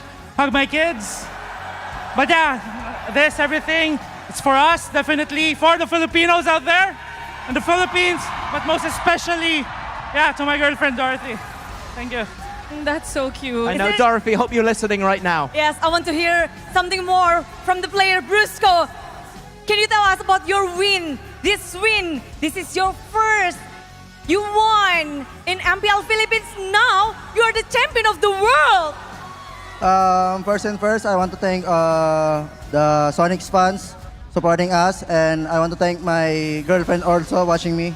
Yeah, thank you so much. I love you. That is so sweet and so cute. Now I think everybody is ready to see them get their medals, award prizes that they have won. So to commemorate this momentous victory, please allow me to welcome Mr. Cloud Chang, CEO of Moonton Games, to award the exclusive M6 medallion made in collaboration with Fairy. Big round of applause, please, ladies and gentlemen. One of the men that made today's event happen, and each medal, by the way, is crafted from rare gemstones featuring a mythic dragon motif. Stunning. Stunning. Oh. They will got a lot of present. This is special, just made for the champion, the world champion. Kelra keeps jumping up and down. He is so hyped, even though he's out of breath already. This is truly an amazing victory for them. The release of endorphins, I can only imagine what they're going through right now, supported by the fans here in attendance. It is a night they each and every single one of them are going to remember for the rest of their lives. Yep, it's of one of the players, the family, the staff, everyone who helped the Fnatic Onyx to become the champion. Now they're here celebrating with a new necklace and something new from Fairy. Guys, so once again, we have the silent but deadly EXP laner, the Architect. We have King Kong, the Sigma King, the Beast. Super Friends, the Monster Mage, Brusco the Bruiser. And not forgetting, Kelra, the gold standard, the Filipino Savage. Okay, photos are taken. I want to thank you very much, Mr. Zhang. We're going to be moving on to something else now. We want to immortalize your marks have been greater than ever. Let me now call upon onto the stage in just a moment another special guest. Once the photos are taken, once again, thank you very much, Mr. Zhang. Are the photos all done? Thank you very much. Thank you very much, Mr. Zhang. Now to call onto the stage for the next award presentation, Mr. Julius C., CEO of Fairy, towards your Fairy M6 Dreamwatch and your very own Fairy M6 Mythic Champions Ring.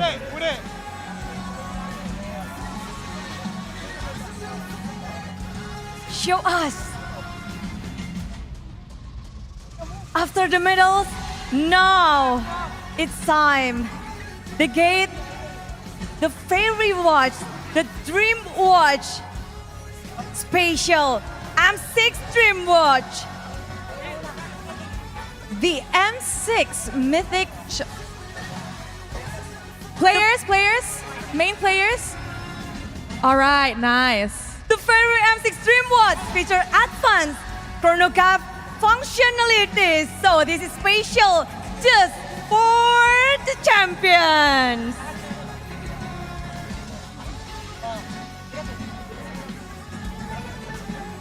Can we get the starting lineup to come in front first, please? And don't forget, we have our very own Fairy M6 Mythic Champions rings as well. Smart Omega. Meanwhile, the M6 Mythic Champion ring boasts an innovative design with a removable crown that reveals a hidden Land of Dawn map with 20 and blue and red animals that represents the Mlbb turrets. Champions only will have this.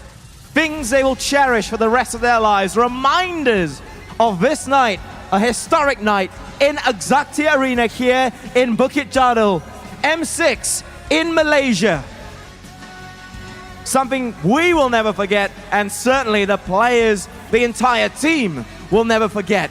I'm wondering what the party will be like in the Philippines right now as they're watching this. I am pretty sure the Filipinos are ecstatic to win their 5th World Championship title. And of course, people from all over the world, the Fnatic Onyx fans, I'm pretty sure they're super duper stoked right now. Rightfully so. Rightfully so. Rising to be the best as only they can. Yes, now their finger, the winning finger, they got all with the ring, a new ring that show how shiny and how great is their finger, because this is the finger that make them won. I know. I'm hoping it comes up on camera. I'm hoping everyone who's watching right now can see how beautiful and magnificent these devices are, going onto the fingers, going onto the wrists, and wearing it with pride, uniting these brothers for life. And there you go. Coach Yap is completing his... Show your rings to the camera. Oh! Complete 5-stack, ladies and gentlemen. That's his strategy. Okay, now the stones are complete for Coach Yap. Indeed. He looks like Thanos. I love it. He does.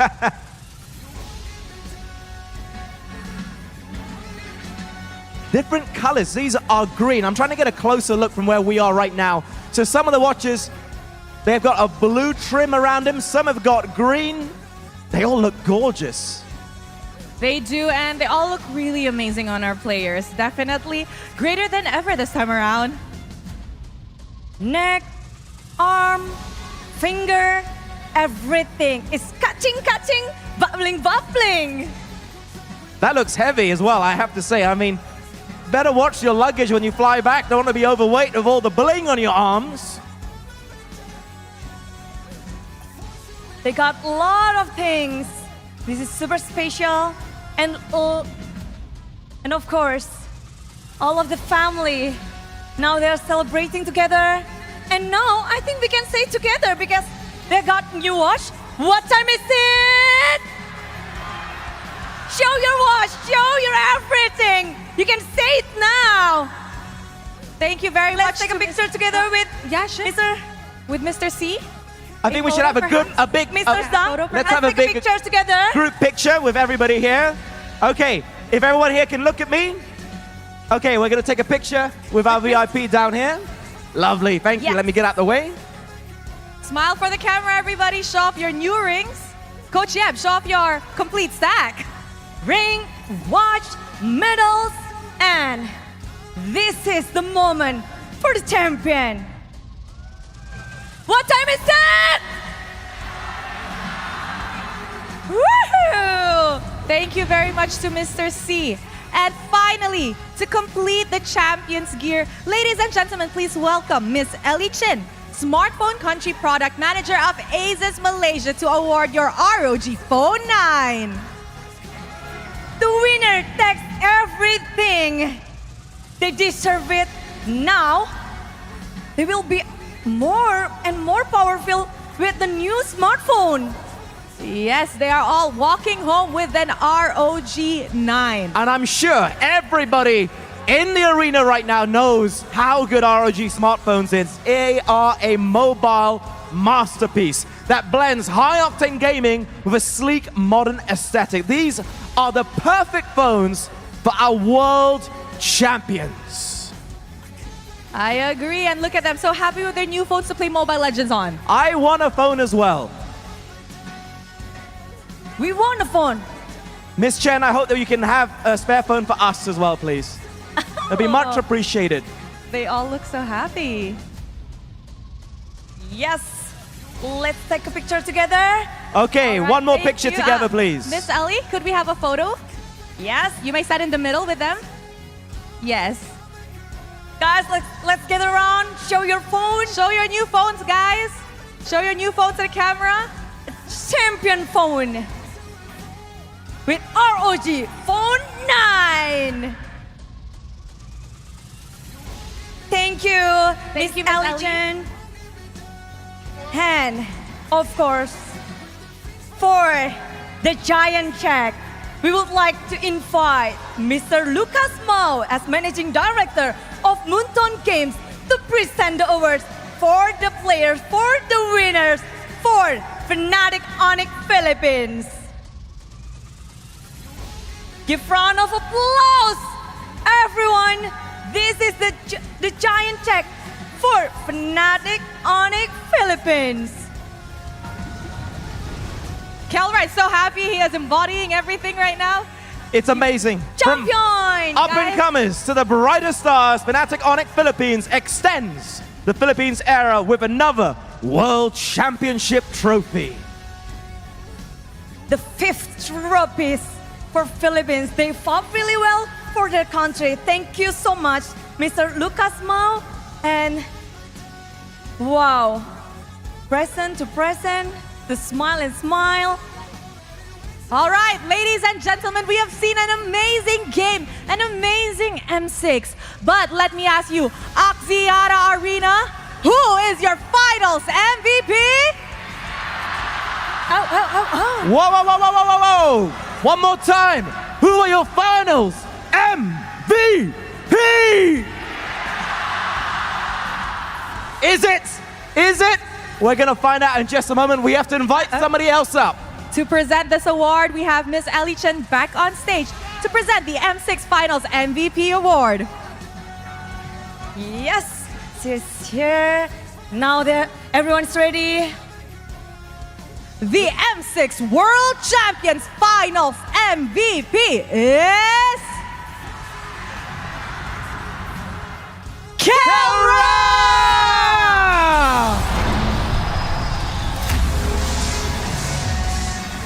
The Filipino Savage, the gold standard. Now, the M6 Finals MVP. Kelra's development not only as a player, but as an individual is unmatched. This is a much-deserved recognition. Our congratulations.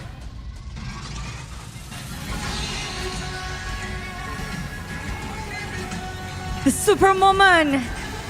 Kelra is kissing. Thank you very much, Miss Ellie Chen. Thank you. Kelra, come here. You know what, Kelra? Come, I'll go to you. You're now the finals MVP. Kelra, You're the only player in the world with an MSC Finals MVP, MPL Finals MVP, and now M6 Finals MVP. What do you have to say about your victory? Masasabi ko lang nag-finals MVP ako dahil sa kampi ko, hindi dahil sa sarili ko. He said that he just want to say to everyone, he became a finals MVP not because of himself, but because of his teammates. Do you have anything to say to them? Do you have anything to say to your teammates? Sa teammate ko, mahal na mahal ko kayo, yun lang. To his teammates, I love you all so much. That's it. Thank you, Kelra. Wow. This guy, he's called the gold standard, but I think he is now the greatest standard. The GOAT conversation right now, is he in that conversation? Is he in the bracket of GOAT? I think he is slowly getting there. I think he's getting there. And we're witnessing history being made. Okay, looking at all these gentlemen, how do you think they're feeling? Honestly. I'm feeling so happy. Just now, they were asking for more nasi lemak from me. Oh, they love nasi lemak? You know what? More nasi lemak? Okay, I'll get you nasi lemak tomorrow. Okay? More nasi lemak for Fnatic Onyx Philippines. Do you guys agree? Yes! Okay. All right, we're gonna have one more trophy lift, I think. I want everyone to get by their trophy one more Gather time. around. Gather around the trophy. We're gonna lift it one more time together. The Champions Lift. You've received your prizes. You've received the accolades of all the fans here and those streaming it online. The millions upon millions of fans and players around the globe who've gathered here today to witness history being made. You guys may now lift your trophy. Once again, this is Fnatic Onyx Philippines. The M6 World Championship champion. The dawn of a new legacy. Fnatic Onyx Philippines. Fnatic Onyx Philippines have finally become greater than ever. Fnatic Onyx Philippines has left their mark in the Mlbb esports scene. And now they are going back to the Philippines with a brand new trophy. Ladies and gentlemen, one more time for our champions here, Axiata Arena. Malaysians, do me proud and make some noise!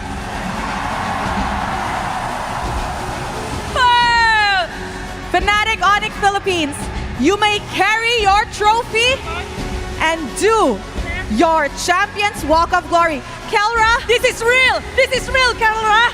It's not a dream. You are living the dream. They're stuck on the floor. All you right. are the dream now. You guys may now lift your trophy. Okay. Guys, we want you to carry this trophy down here. We want you to show the fans your trophy. So pick it up. Are you ready? Pick it up one more time and let's walk down here. This is your champion. The champions. And this is the Champions Walk of Glory. To our passionate and ever-growing community, thank you for making the M6 World Championship possible for the last time tonight. My name is Rose. My name is Adam. And my name is Bude Clara. See you at M7.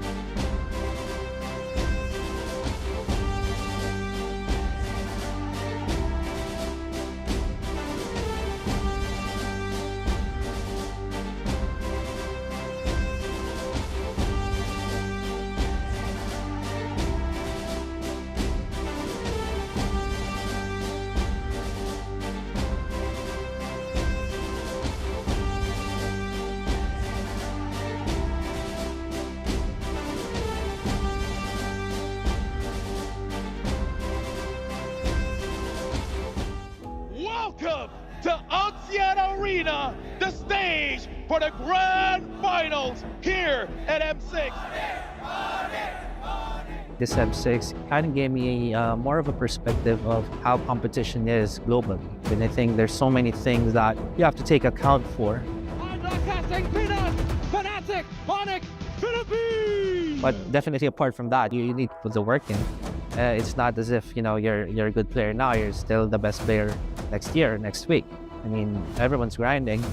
What will you do, right? 1, 2, 3, 5! You need to make sure that, you know, as an individual, you're quite confident in who you are. You know, this is the first step, being crowned the champions. I think at this point, right now, yes, we are greater than ever, but come tomorrow, it's gonna be a new chapter. It's gonna be us, you know, trying to chase another thing. It's gonna be us trying to be greater in the future. It's been, you know, a great privilege, you know, having your respect each and every day. I'm quite happy with how you guys have grown since, you know, the day that we met. M6, we are greater than ever.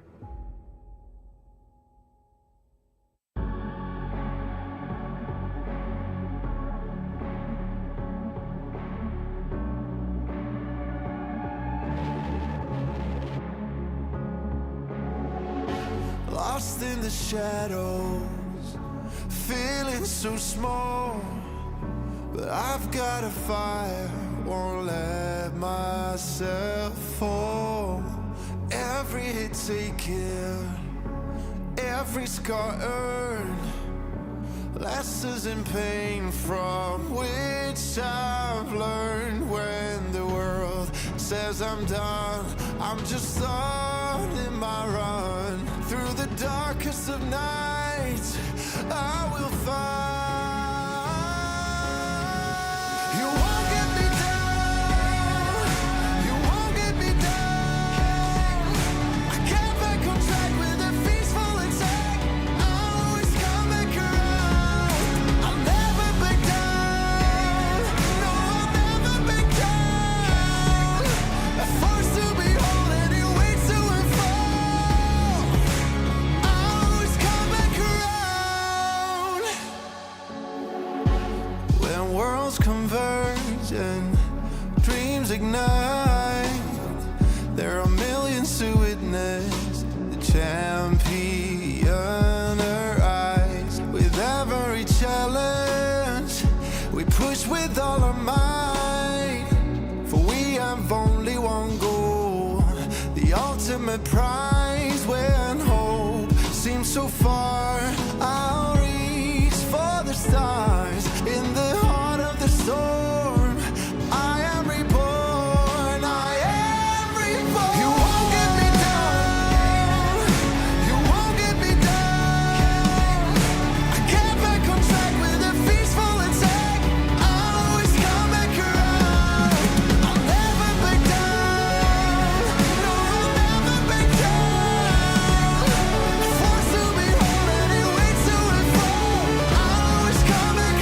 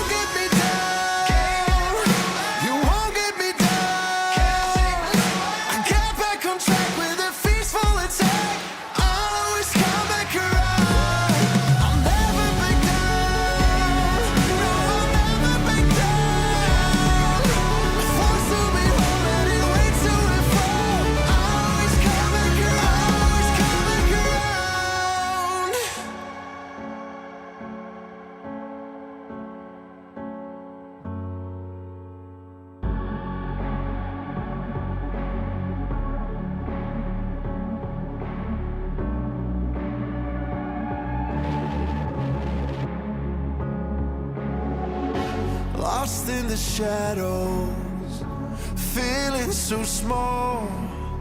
But I've got a fire, won't let myself fall.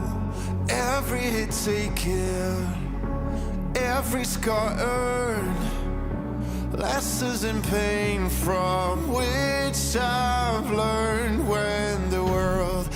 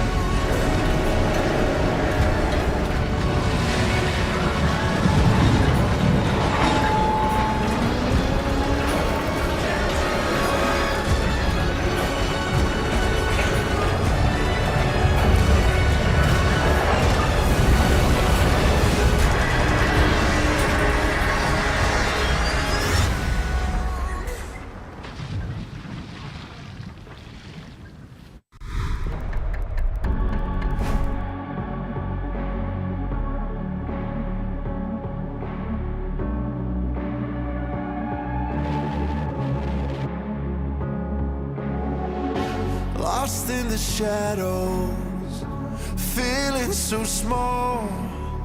But I've got a fire, won't let myself fall.